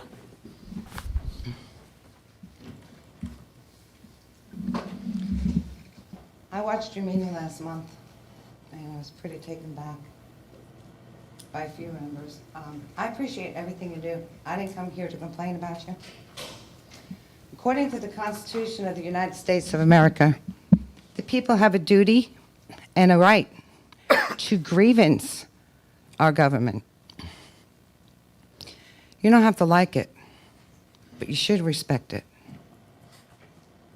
It should never be referred to as paper waiting. Our grievance fully explains the laws of North Carolina and the federal laws, and the committee you created formed with the majority of the school employees. I hate doing this, guys. That you did with for the employees that was stacked for your book committees. They should be instructed and fully understand that the laws that are attached to your policies, the responsibility of this board is to follow, can't read and see this at the same time, sorry. The responsibility of this board to follow the laws. Policies do not supersede laws. Each and every one of you stood and raised your hands and sworn to uphold the laws. I'd like to see you continue to do that. But hiding behind policies and changing policies is not the solution.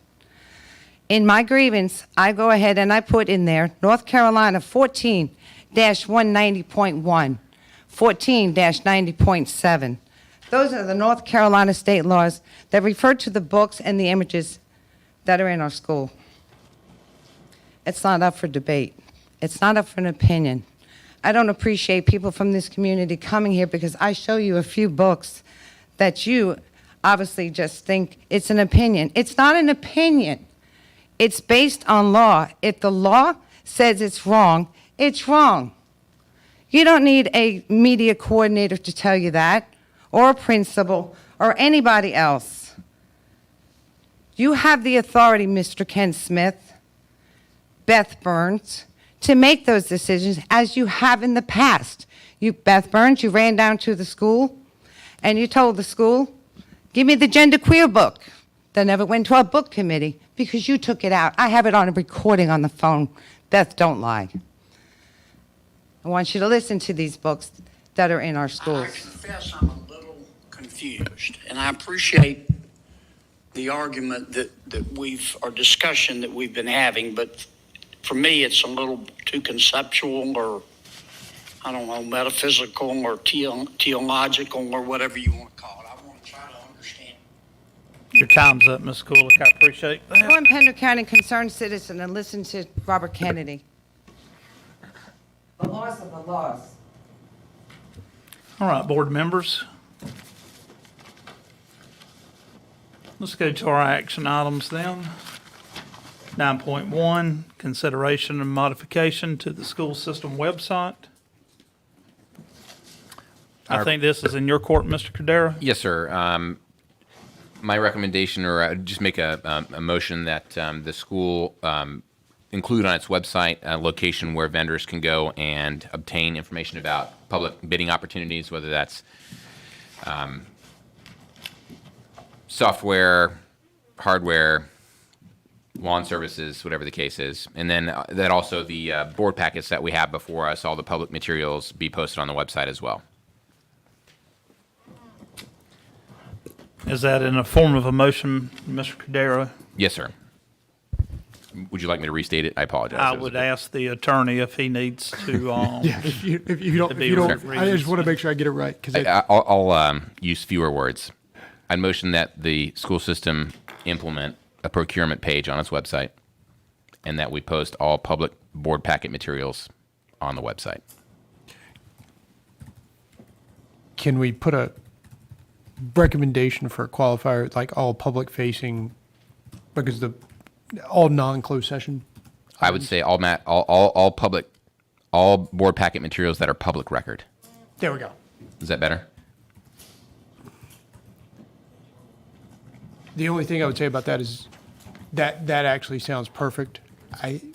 I'm doing some gymnastics because what happens with the personnel report is it becomes a public record as soon as you approve it, but before it gets approved, it's still confidential. So I think we're just fine on that. So I think all matters that are public record sounds great. Perfect. Okay. Yep. Have a motion on the floor. Do you need a restatement of the motion? Does everyone understand what was said? All right, is there a second? Second. Have a second. Any discussion? I would just ask a question to Assistant Superintendent, Mr. Taylor. You're the one that I know does the board packet and putting all of this together. What type of additional personnel are you going to need to add this task? Well, anything that needs to be redacted will take some time, for sure. I need to come up there. If you like, I mean, I can hear you, but just so the public can hear you as well. Any kind of redacted material would require additional time. A lot of times we have contracts that are on consent or on action that may contain the name of an individual. If we're contracting with a company for an EC's teacher, for example, or something like that. There may be some other calls for redaction. Traditionally, we have used Mr. McPherson in that realm for redaction purposes. So that would be an additional, I don't know if that's covered under your rider.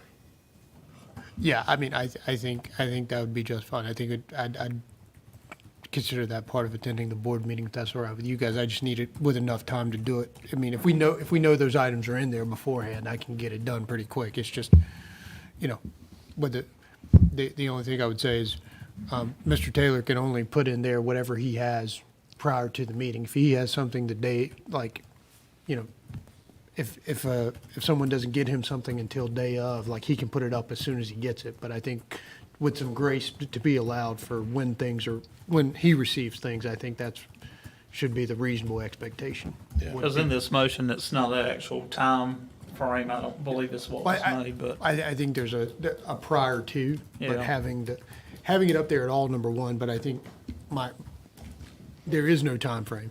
But I No, guess, I mean, I think it's a great idea that if, more the public can see, I mean, we're transparent, so. I would also just add that in your mind, if there's any question over whether something is a public record, then you would need to answer that question, resolve that question before it gets posted. Sure. So, and there's no rush to do that. If you're worried that, I'm going to be putting information out there that shouldn't be a matter of public record under North Carolina law, then, Let's get don't clarity. disclose it until you're sure about that. Yes, sir. Sounds I understand good. that, Have a motion and a second. Is there any other discussion, questions, comments, concerns? Not hearing any, all in favor say aye. Aye. Any opposed? Motion carries.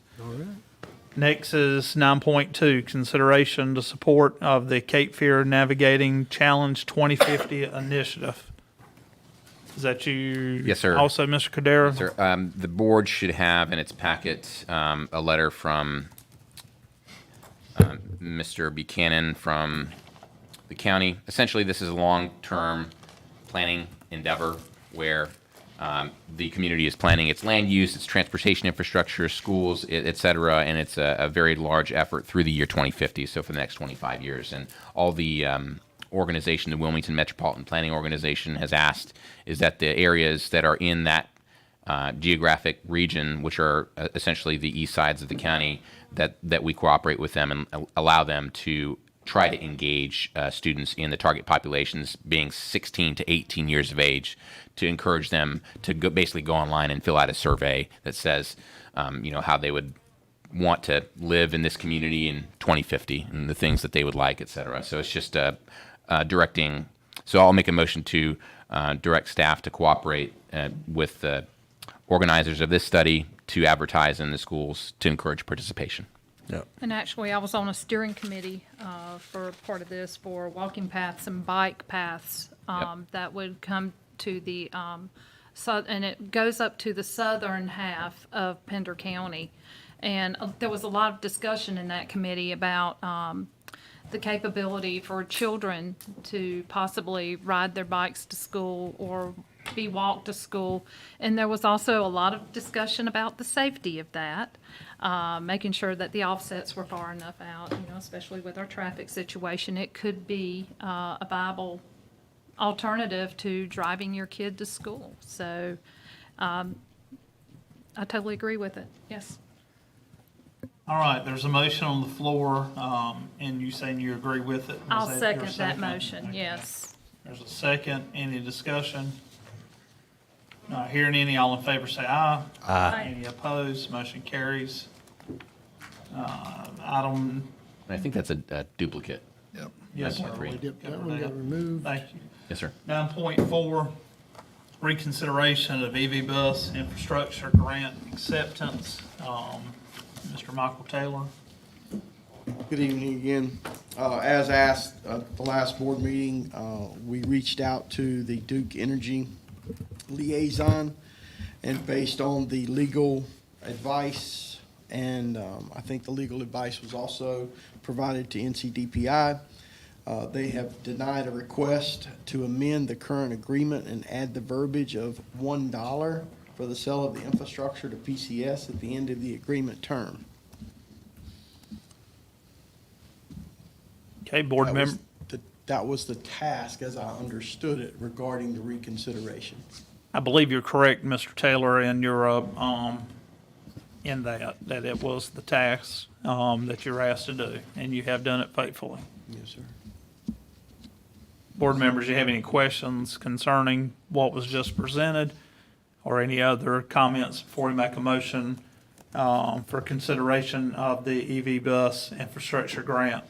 So to refresh everybody's memory, at the end of 5 years, Duke Energy retains ownership of the charging station, right? No, sir. No. At the end of 2025, they will sell us the Okay. charging station. 2 years. For a minimal, it does say no cost or a minimal cost. Which is why we wanted the $1 amount to be put in there. Yes, sir. Where does it say no or minimal cost? I don't see that anywhere in the memorandum of agreement. I'm sorry. Yeah, I'm sorry too. I was, Well, I think in an earlier board meeting, it was discussed that particular statement was made in an email that was sent from Duke Energy to Mr. Taylor. Am I right, Mr. Taylor? yes, ma'am. So is that what you're referring to? For I some thought it reason, was- I interpreted what you just stated I to. thought it was in writing as well, sir, and that's why Okay. I wanted to Got it. look for it real Thank you. quick. I remember something about an email, but we had so much back and forth on it last time that I just want to be sure that it's clear. Well, we also made the statement that we were the only district out of the entire state that was making such a request to Duke Energy.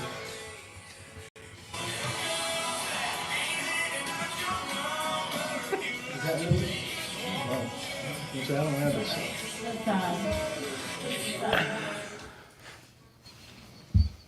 Not every school board has backup singers. Thank you, Mr. Taylor. We are What glad is- that we can afford that. What is vibrate for 500? Yeah. So, what I was saying though is, so we were the only one, and so they weren't gonna amend any kind of agreements based on one district's request. That's correct, sir. They would not amend the language. And this could be that no But other I'm district looking for that language. asked. Well, my question would be, how many other districts paid attention to the contract? Well, my response to that, and not trying to be a comedian about this, but I would only be concerned about if we're paying attention to our contract, so. That's why Yeah. well, yeah. I'll make a motion to dismiss the transaction. Terminate the contract. In its entirety. Second. Have a motion to terminate this contract in its entirety that was made by Member Springer, seconded by Member Cordero. Any discussion? Gentlemen, we've already voted on this once a couple of months ago. And it's typical for this board, or any board actually for that matter, that whenever we vote on an issue, that if it comes back for a second time, there needs to be some really significant information to change everyone's mind. And quite honestly, I've not received information that has changed my mind on this. I received information from the fire marshal's office. Over 15,000 gallons was put out on a Tesla. It takes less than 1,000 on an average 2,000 square foot house to put it out on fire. Right? Well- So what happens? My question would be this: what would happen? What is happening to the water? They're obviously not putting socks out there to catch the contaminants of these lithium ion batteries. So what are we doing with the lithium ion? We're going to let it run down stormwater drains?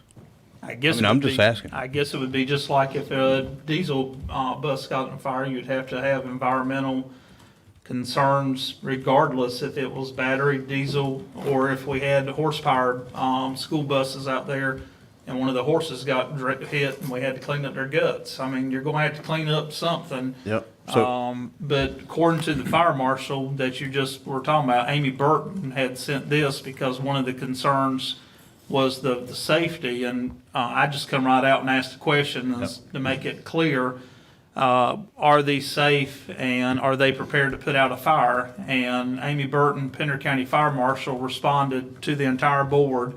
All departments within Pender County have received continuous educational training on electric vehicle fires as well as alternative power source fires. In my opinion, all vehicles, regardless of fuel type, pose an inherent risk.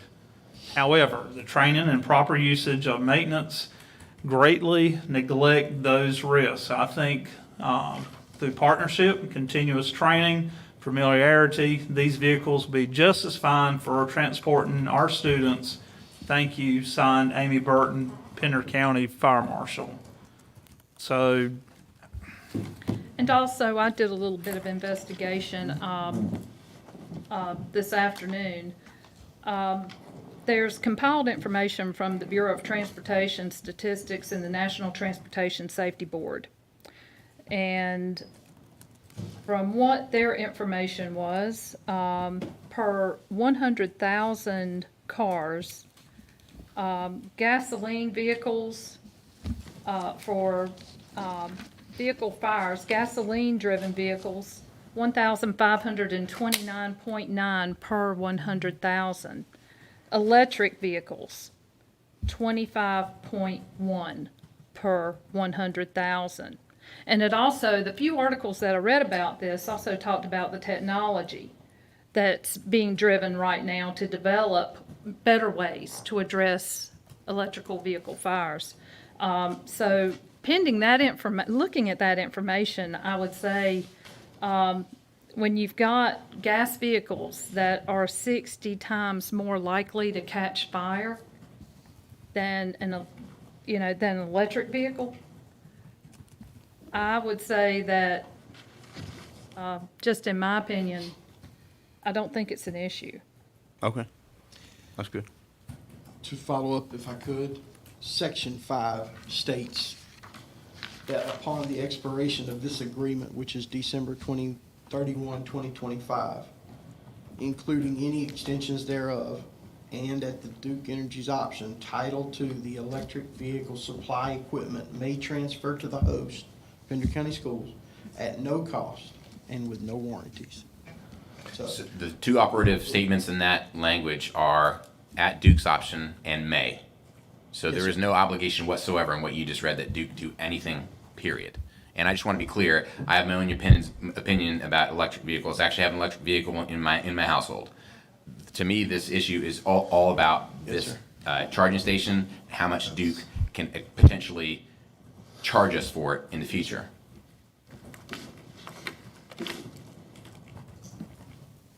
I don't really want to kill something we've already done. I just have issues with the charging station too, and but I mean, we've already voted to do this one time, and I just hate to one day see some buses sitting there that we can't charge.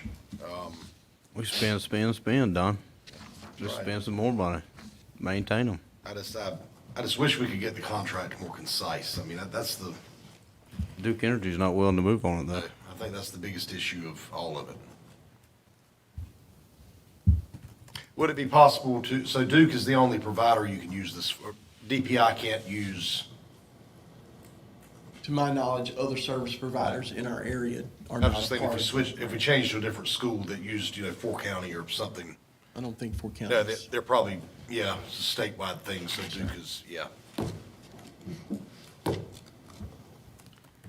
Well, I mean, Brandon, we don't have any recourse on getting them to change anything in the contract, and maybe I'm wrong, maybe the contract's fine, I don't know. No, I mean, I think they realize that this is a charity operation that they are running through a grant funded by the state, and they have all the cards, and they are allowed to do as they want, frankly speaking. They're a publicly traded company. They're not in the business of giving things away, number one. And so they're going to install that station. And you're right, Mr. Cordero, it is absolutely their option. Now, the reality of the situation, what happens in 2025, I don't have a crystal ball and I can't tell you.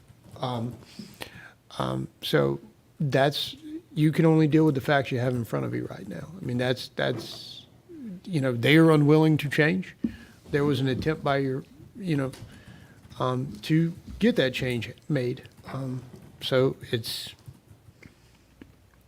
the deal is essentially what's been offered. We've compromised from 5 buses down to 3 buses and doing investigation to 2 buses that we compromised with. They've already been selected or picked up by other school districts. So even if we wanted to go back to get the 5 buses, that's a no-go. Yes, sir. So if this board decides to vote to do away and not accept the other 3 buses, I can promise you that tomorrow or within the end of this week, those 3 buses will be snatched up.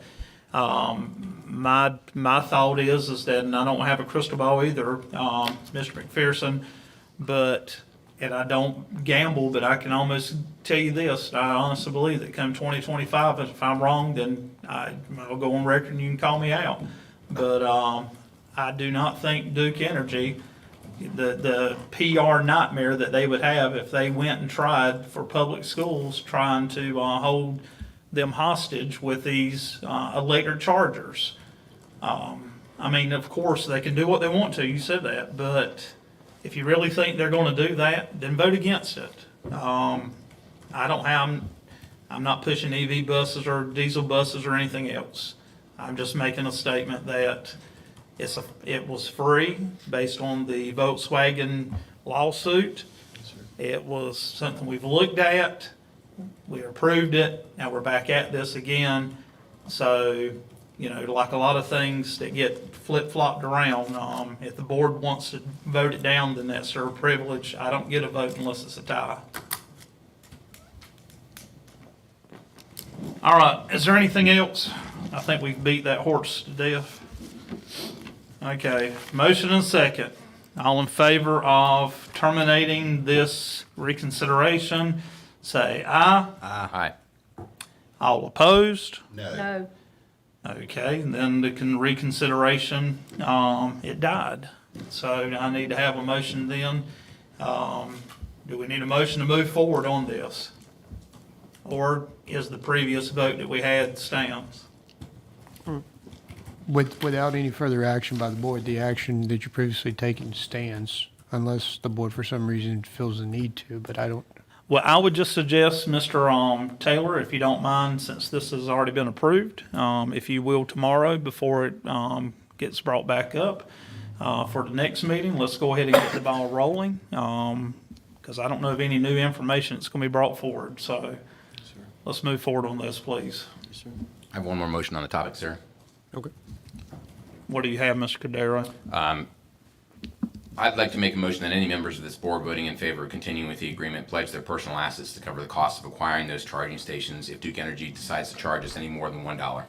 I think that statement or that motion you just made is about as just about as crazy of a motion I've ever heard. To say put us 3 board members to basically try to make us look foolish. I could do the same to you on any particular thing, and I'm not going to do that, Mr. Cordero.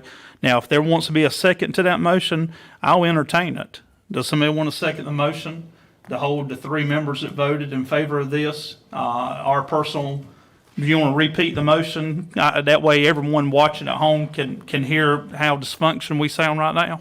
Yes, sir. The motion is that any members of the board that are voting in favor of the agreement pledge their personal assets to cover the cost of acquiring the charging infrastructure from Duke Energy if the costs exceed $1. Okay, perfect. Have a second on the motion? I'm sorry, Ms. Cordero, the motion died. No second. Let's move on. Okay, let's go to, where are we at now, guys? We're at 9.5. GPS tracking. Who is this? Myself, sir. Go ahead. Thank you, sir.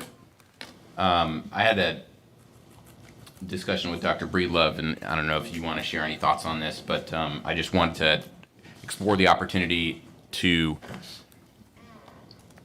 direct staff to, at its convenience, explore the opportunity to have GPS units. We already have GPS units on the buses, right, Mr. Taylor? Yes, sir. Okay. Every yellow vehicle has But we don't on the rest of the fleet, right? That's correct. The yellow fleet is covered by state funding, and the white fleet would be covered by local funding.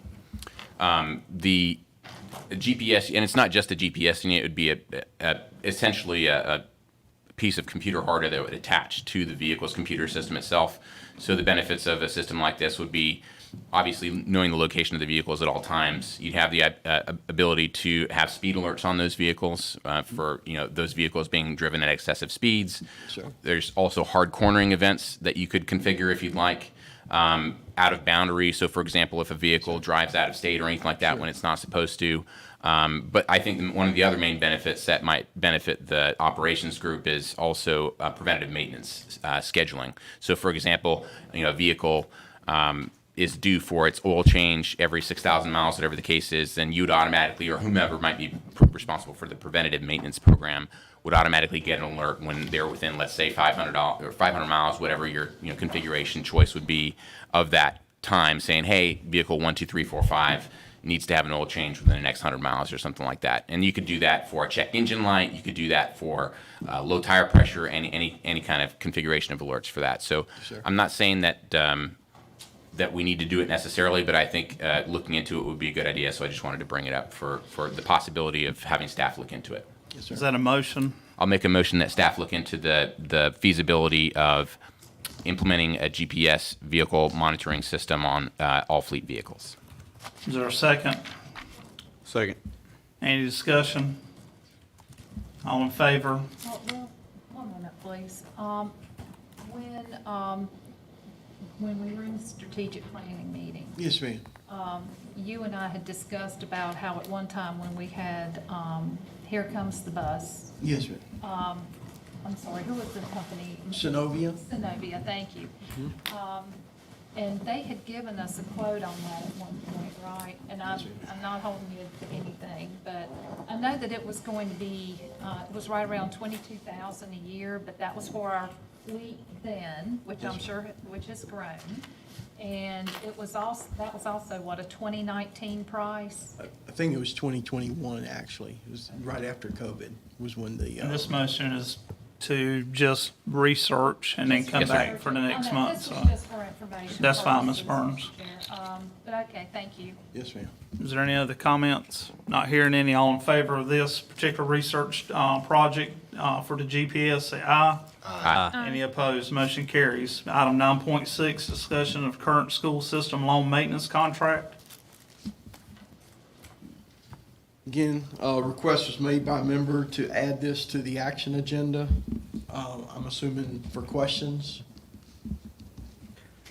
I got some questions. So the loan maintenance contract, as it reads, I think the verbiage would need to be changed in some of the areas per our discussions. Yes, sir. Additionally, what I would say is it possible, since it's been done in the past, to bust a contract up into two sides of the county? So you have your east side and you have your west side, whereas one contractor doesn't feel the load because he can't get manpower, which is what I'm understanding. We can certainly do that. With this last RFP, we ask for those vendors to submit proposals for each side individually and then one in totality. And the winning bid vendor was significantly lower than any of the other bids, even when they were broken up, et cetera. But the one contractor took all the schools, right? That's correct, yes, Yeah. sir. So what I'm trying to say is if we get two contractors, We can definitely do that. Okay. If that's the desire of the board for moving forward with the next Okay. RFP. And yes, we agree that the verbiage in the RFP needs to be amended, especially in years like this year when the night stayed 80s and 90s and the grass just kept growing. Generally, it's twice per month, but we feel like that when we amend the RFP the next time, we can increase that to 10 days every 10 days of service Right. during the months of June through August. and I'm not beating a dead horse, Mike, but this is the point of why you have a good contract. Sure. Whether it be Duke Energy or whether it be cutting grass or trimming trees or picking up trash, I don't care what it is, but you gotta have, this is the only thing the school board has. Right. So I'm done with that. I don't have anything else. Now, the RFP, the contractor that was selected, there is an annual agreement renewal up to 3 years. So since we would need to rewrite this contract, Mr. McPherson, do we need to resubmit an RFP? Or do we do a contract negotiation with the vendor that we've chosen? I think it's the option. It's an option of us as the owner for figuring out whether we want to do at the conclusion of this contract. I would recommend to the board that we put out another RFP based on what I'm seeing at my school visits and the calls I'm getting from principals, and also when kids can't go out in the playground because the grass is too high. But that's just my recommendation. I'll do whatever the board says. So his contract ends when, Brandon? October 30th. 30th. When do you, Mike, when do you normally put out a RFP for loan? My hope would be to do, to have it out January, February timeframe for April approval, because I think it starts in May. Or, no, it's needs to be a March approval to start April. It's April to October. They're not gonna mow no grass in March? That has not been the case in the past, no, sir. Do you feel like it needs to be mowed in March? It could probably be mowed in March, Okay, yes, sir. so I guess what I'm alluding to is if we could get something started, and I've talked to others about this contract, if we could get something started, the contract changed, whatnot, I would say we could probably get this, start reaching out RFPs by December, awarding in January or February to start in March, right? That would be your every other week time. I would say peak season's probably between, and I'll take help on this one, May to August or September, to once a week. You know, we can Once per week? Well, during that time frame, yes. Specifically, 10 days? I'm sorry? Not 10 days? Once per week? I would Just want not. to make sure that I craft the RFP in the nature that's. Yeah, and this will have to go through the board for approval, but,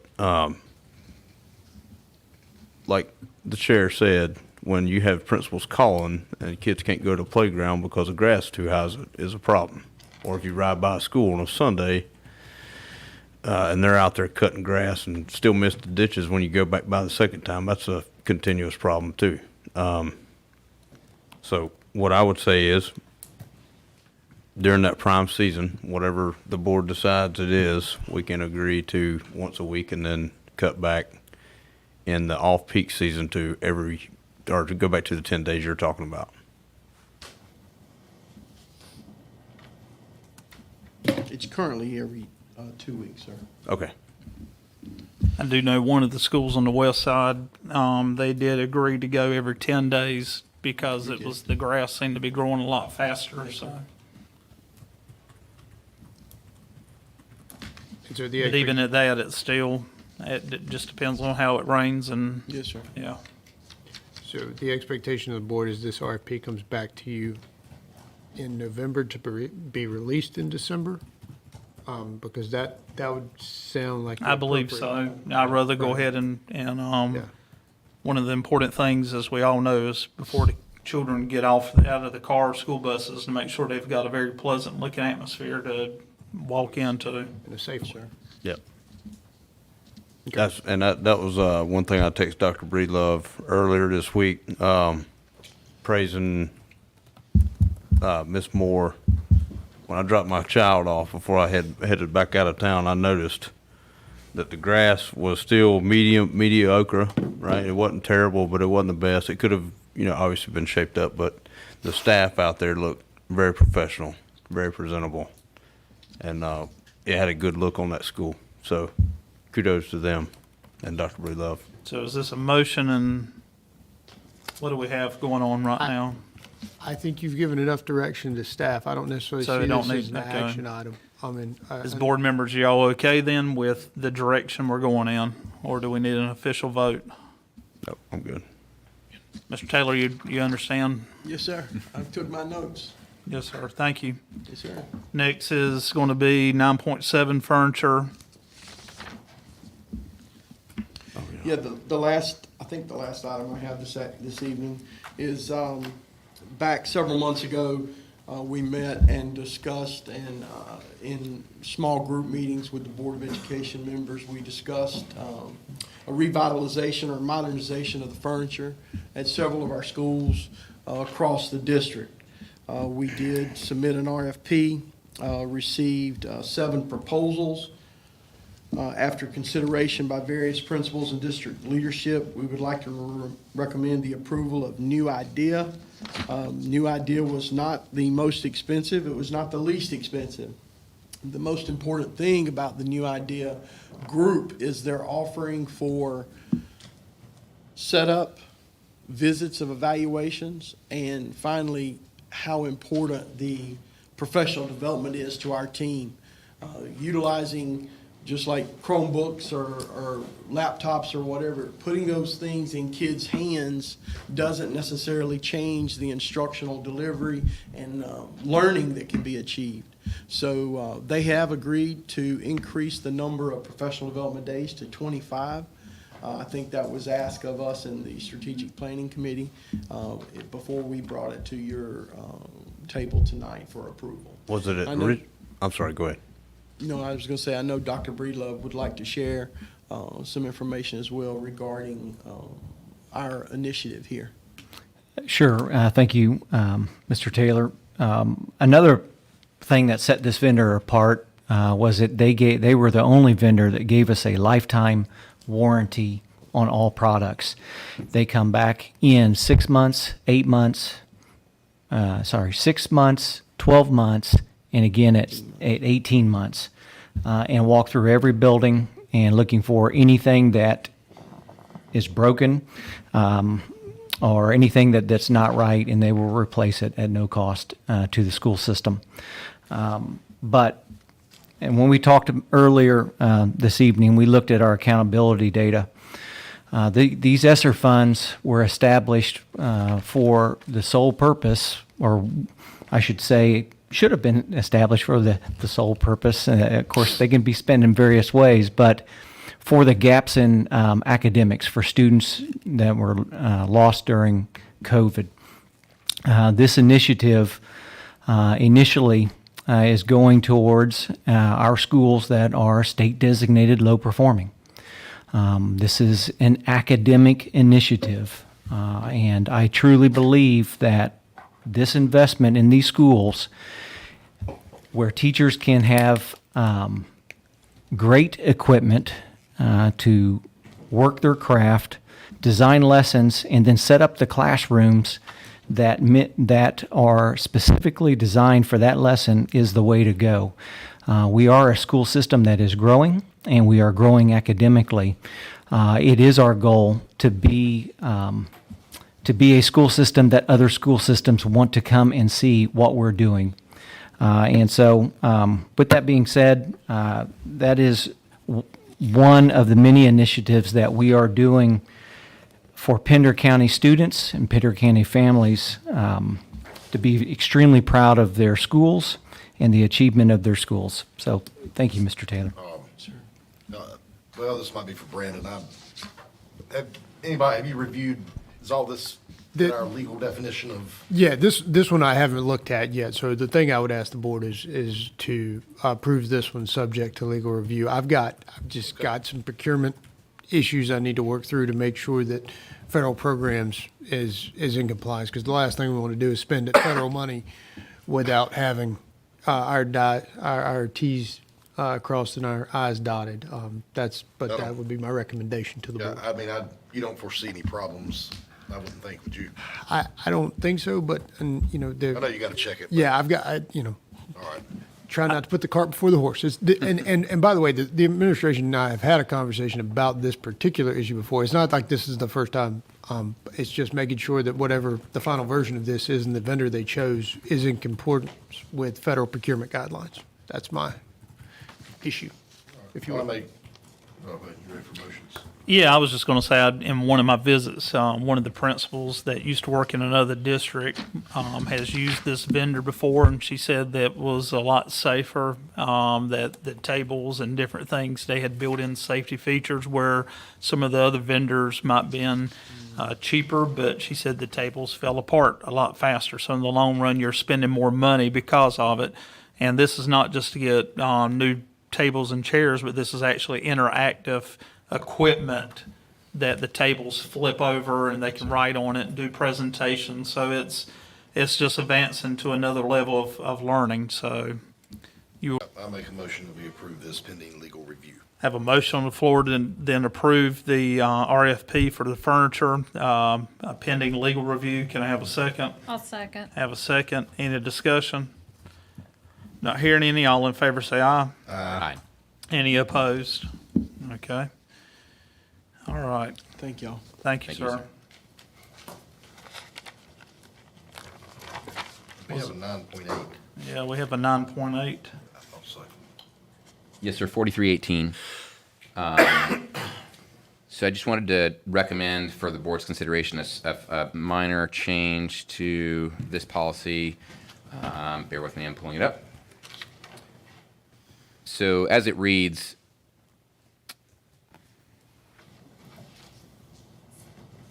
and I'll quote second sentence for first paragraph. Therefore, students are permitted to possess such devices, referring to electronic devices, on school property so long as the devices are not activated, used, displayed, or visible during the instructional day or is otherwise directed by local school rules and personnel.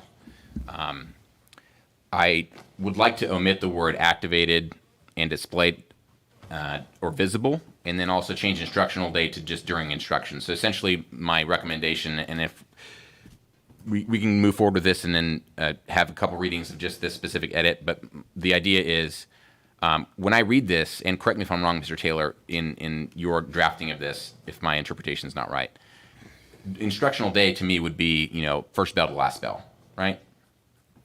Yes. So basically this is saying that the student can't have an electronic device from first bell to last bell. Cannot have it activated or displayed or visible during first bell to last bell, right? I don't read that way. What's that? During the instructional day, the way it's written right now, yes, sir. Okay. By the letter of that policy, yes. Right. So that's not what we're trying to do, though, right? Because, for example, you want the kids to be able to use their phone if they want during their lunch period or during a, recess of some kind in between classes, right? So I'm just trying to address that because the last thing I want to do is pass a policy where staff is in a corner saying, well, technically you're not supposed to have it from bell to bell, but we'll let you have it, and then we're not really following policy, and that's just really messy, right? So that's the reason that I'm trying to bring this up. This policy was taken before principals to review, and that's what they came up with. So I feel like I would like to get some additional information from them. Okay. Before if we want to move this to Mr. McPherson, can we move this back to second read for next time? What I would advise we do before we take action, I say we table it and you just don't have the second reading until either the next meeting or it goes back to policy committee, whatever the board's desire is on this particular issue. Because I do think, Mr. Gordell has a very valid point. You want your practice and your policy to match. You don't want to have this. Right. And so, I think you certainly can't, but the move would be to either table this item because it is now an action item, or to have the board by vote send it someplace else, send it back to policy committee with a direction to Mr. Taylor to get input from principals. It's whatever the board's choice is, but that would be the next. I'll make a motion to refer back to committee for additional development on the policy. Okay. And I think the spirit of the policy is there. I agree. As it's written, but I think if we're going to have a policy. This is going to be one that parents will pick it apart, though, I want to be very clear about what we're doing and what I want staff to be set up for success when they get challenged, because cell phones are very valuable. I don't want to speak for the principals, and the other committee members that helped develop this or helped modify this for the committee. But I think the instructional day was intended to be what we're thinking. So if we need to clean that language up a little bit, I can definitely go back to them and make sure it's specifically written the way it needs to be. And I'll yield to you, Mr. Smith. I don't know if you think I'm off base here, but I just wanted to make sure that the staff has the language they need to I'm fine with whatever direction you want to go in. I know that you were part of that committee with me, and I know part of our discussion was that you were, and if I'm wrong, please correct me, wanting to put more teeth into the policy. So if we need to back off some and send it back, we'll do whatever we need to do. I don't have a problem with that. Yeah.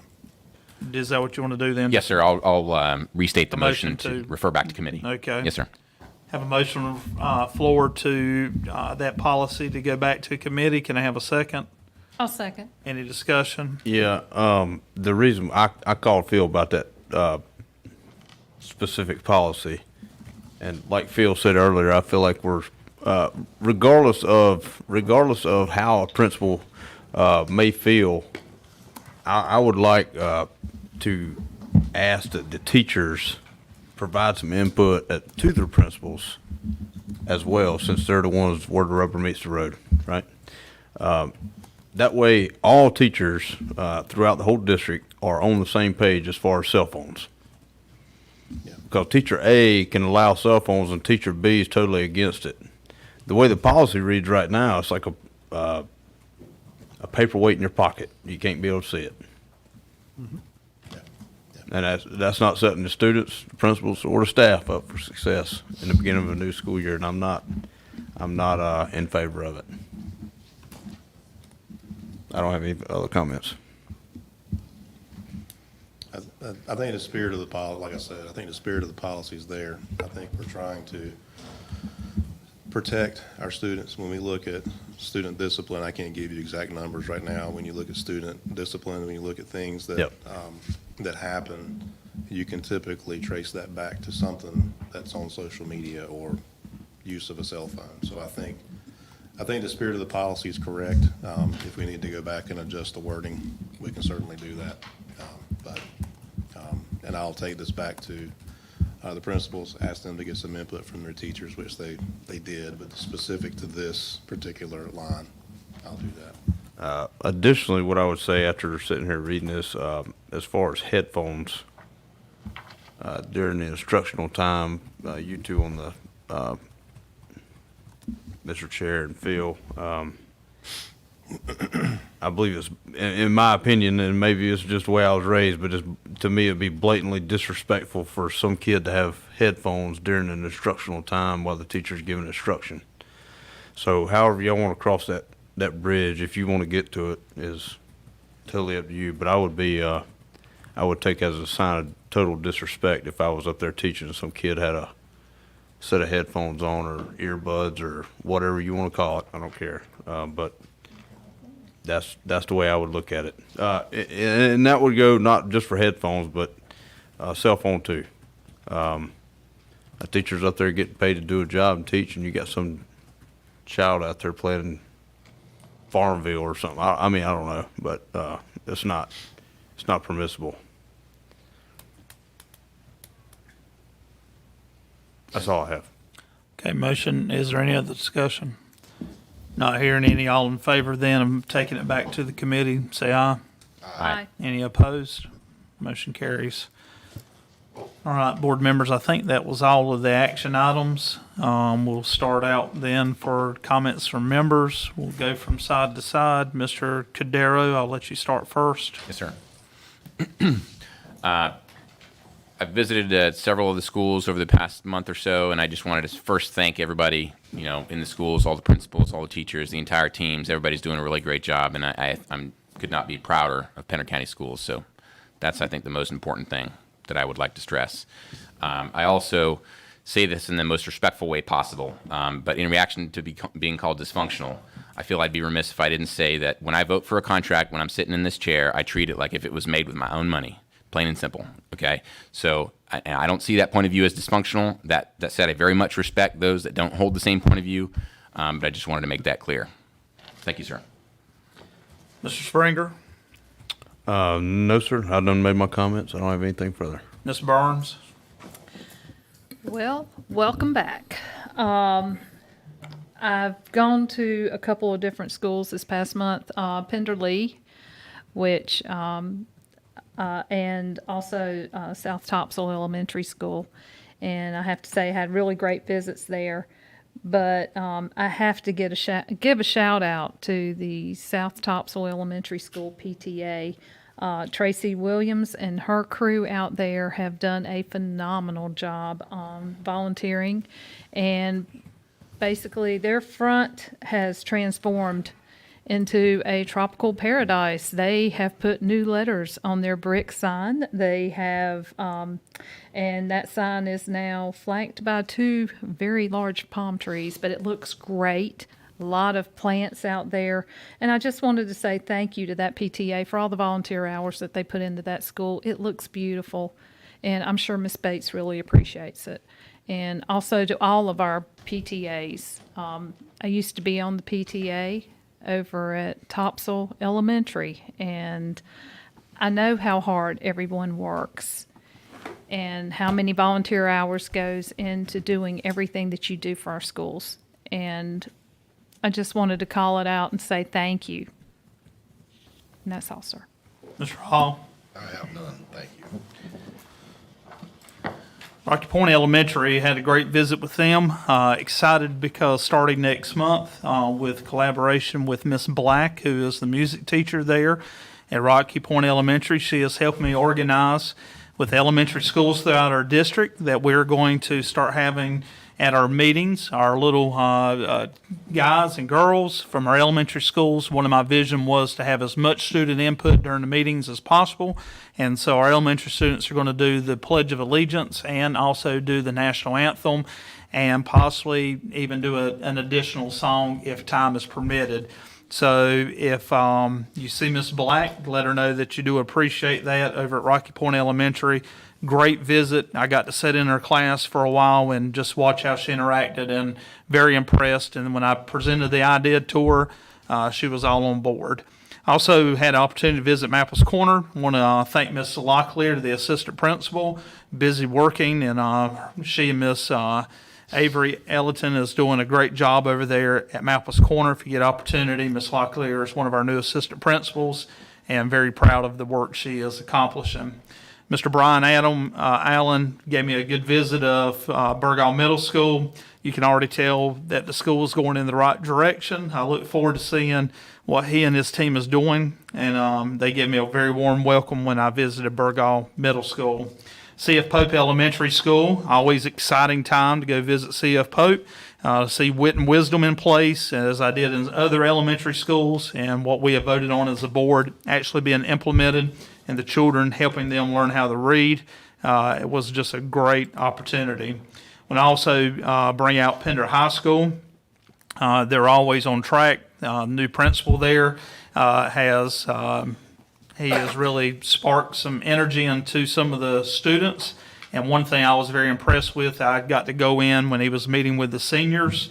He challenged them at lunch. If you see a freshman sitting by themselves in the cafeteria, remember when you were a freshman. And he said, go sit with them. And so I think that's the mindset we all should try to have, is to make a friend if possible, because high school can be a whole nother world. We know that, especially for freshmen. Also, last but not least, West Pender Middle School. Wonderful visit as always, visiting their school, great staff. And so one of the things I wanted to bring out, not only about their staff, but about one of our staff in our maintenance department. The water filters we have saved thousands of bottles of water by having a water filter there in each of the schools. And one of the maintenance men that works for us was there. He had made a little mess on the floor, and you'd have been so proud. He made sure he got the SRO there to stand at the water to make sure nobody slipped. I mean, he was following the right protocol and didn't even know I was watching him. And then went and cleaned up all the stuff and was doing a wonderful job. And his name is Mr. Mike Deal. But I think he's just another example of all the maintenance. I don't know his exact title, and I do apologize for that, but I think he's just an example of all the maintenance staff that we have that are working. We need more maintenance staff, but we know that's a local funding issue. And so hopefully one day in the future we can get that funding to get more people on staff. Finally, I want to address my fellow board member, although not called by name. I will address him by name. Mr. Cordero, when I made the statement to you, I apologize if I offended you. It is not my intention, but I also want to say to you that when we are in a board meeting, and this is me speaking to you as board member to board member, as someone who's been on this board for quite some time, I have not once ever seen a board member pull a stunt like that. Because it makes us look like that I could care less about our financial budget, about the money. I do care about it, okay? Just because we disagree on a vote, we can leave this room, and the great thing about it is we can vote against each other and still leave here and be agreeable. So first and foremost, I do apologize, because I don't want to insult you.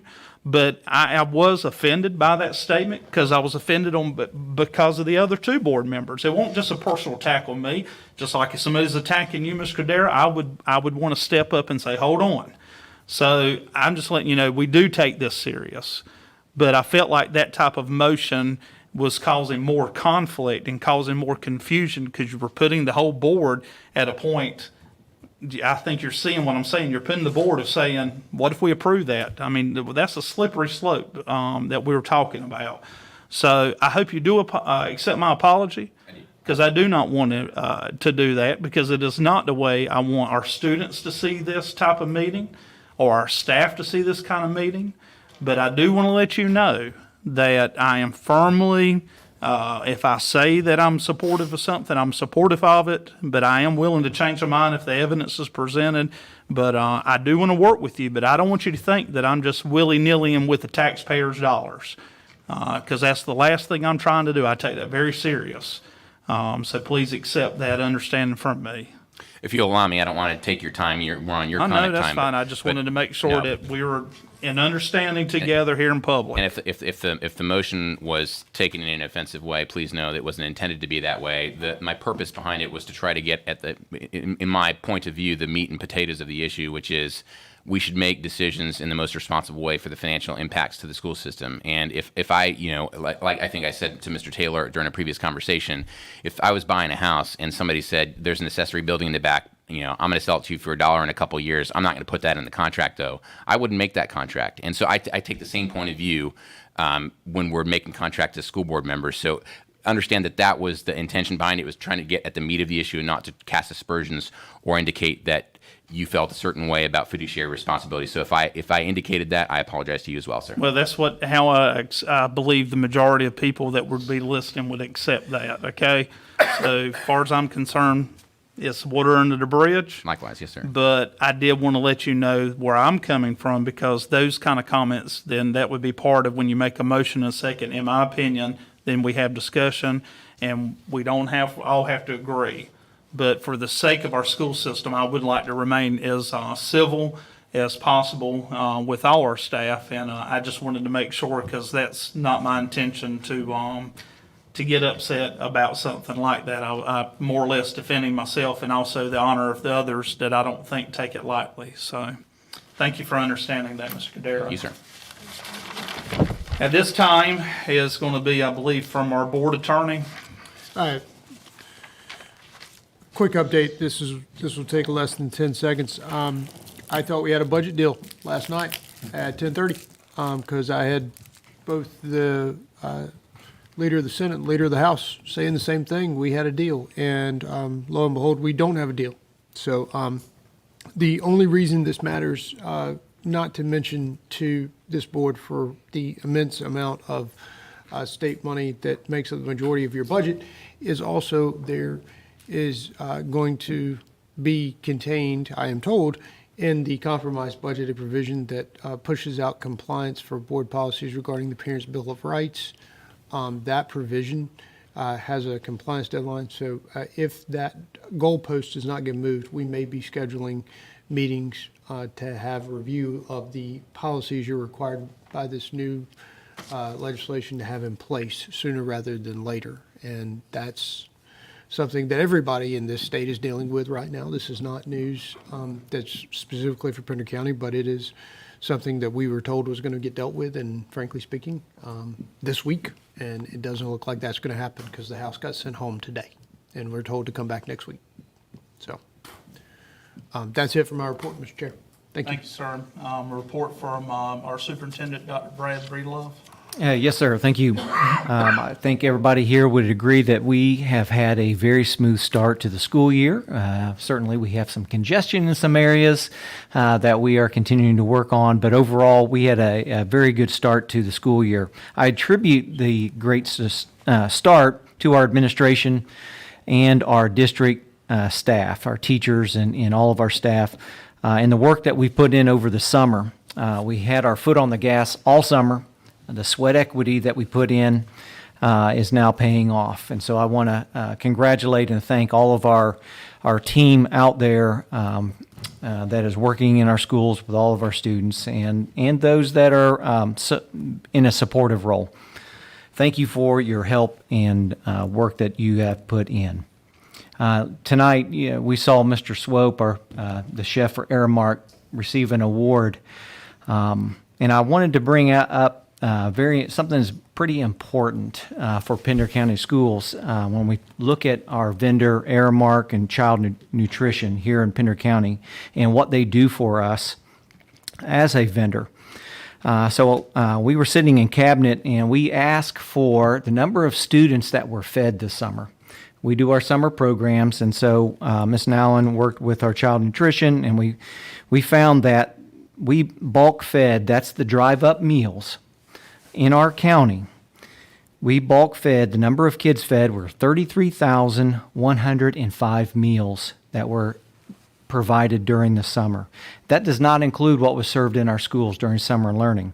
There was another 22,594 student meals served over the summer, bringing a total of 55,699 meals provided in Pender County to Pender County students, which is significant. It's so significant that No Kids Hungry, a national organization, is going to recognize Aramark and Pender County Schools for non-congregate feeding, and they will be doing a program highlighting Pender County Schools child nutrition program, and we will share that with the board and our community once we receive the final version of that.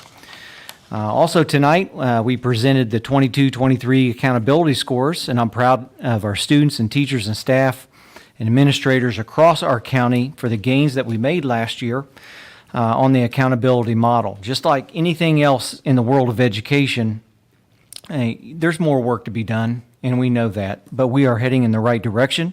I'm very pumped about that, and our staff is as well. We need to celebrate our successes, but at the same time, be steadfast in our commitment to improve in the identified areas of need. Overall, we are making great strides as a school system back towards those pre-pandemic levels, if not beyond, as you saw in some of the data this evening. Just a few announcements. Topsail High School and Pender Early College High School were recently recognized in the 23-24 Best High School Rankings by U.S. News and World Report. I want to congratulate both of those schools for an outstanding job. Pender County Schools is proud to announce that Rocky Point Elementary EC teacher Rebecca Barras has been selected as the Pender County representative for the upcoming 23 annual conference for exceptional children hosted by the North Carolina Department of Public Instruction. Ms. Barras exemplifies the qualities of a teacher of leadership and dedication as defined by a remarkable special educator that she is.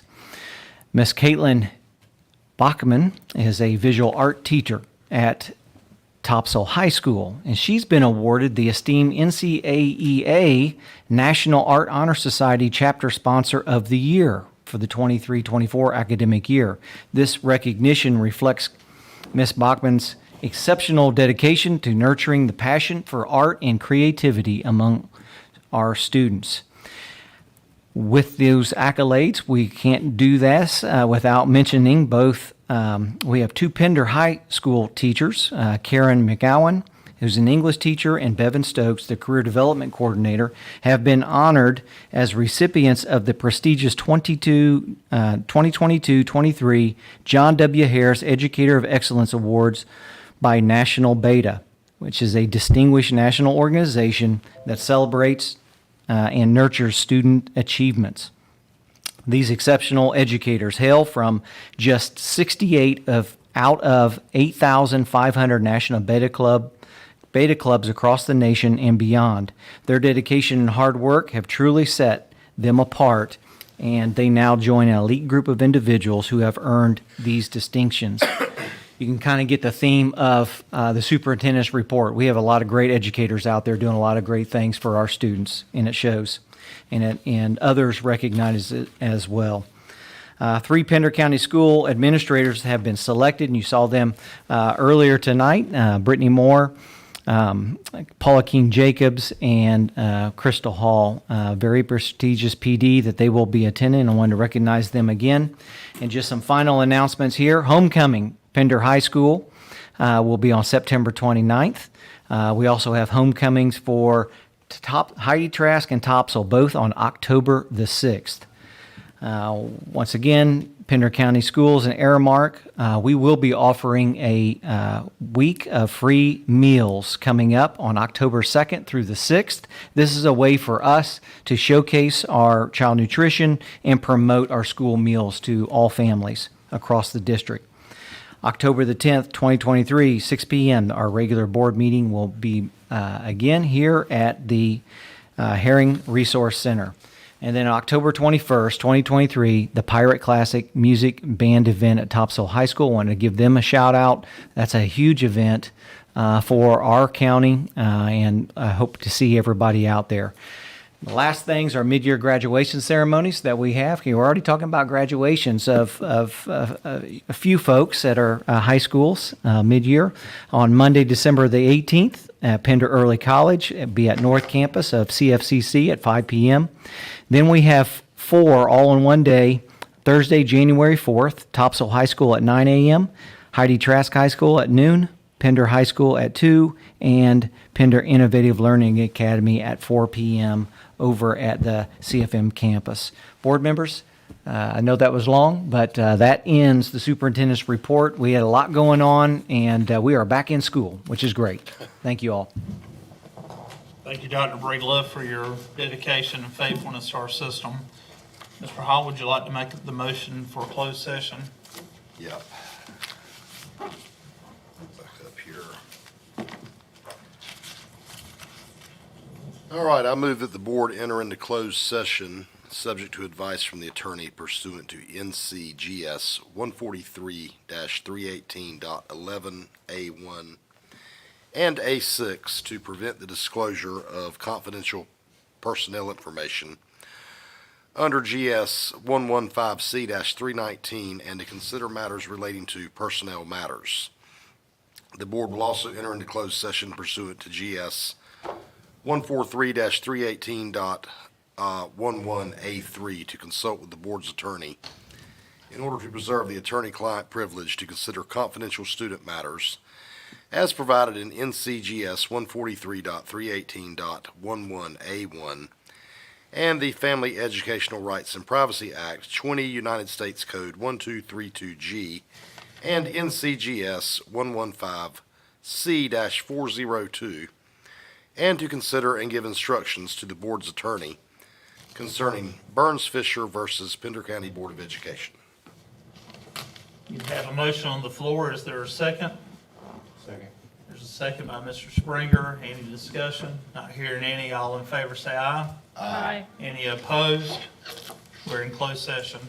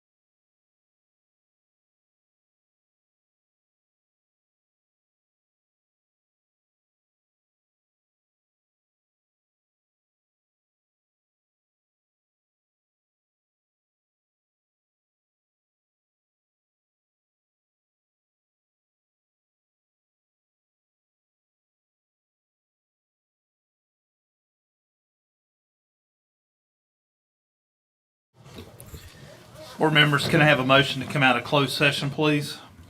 I make a motion that we come out of closed session. May I have a second, Second. please? Have a motion by Ms. Burns, second by Mr. Cordero. All in favor, say aye. Aye. Any opposed?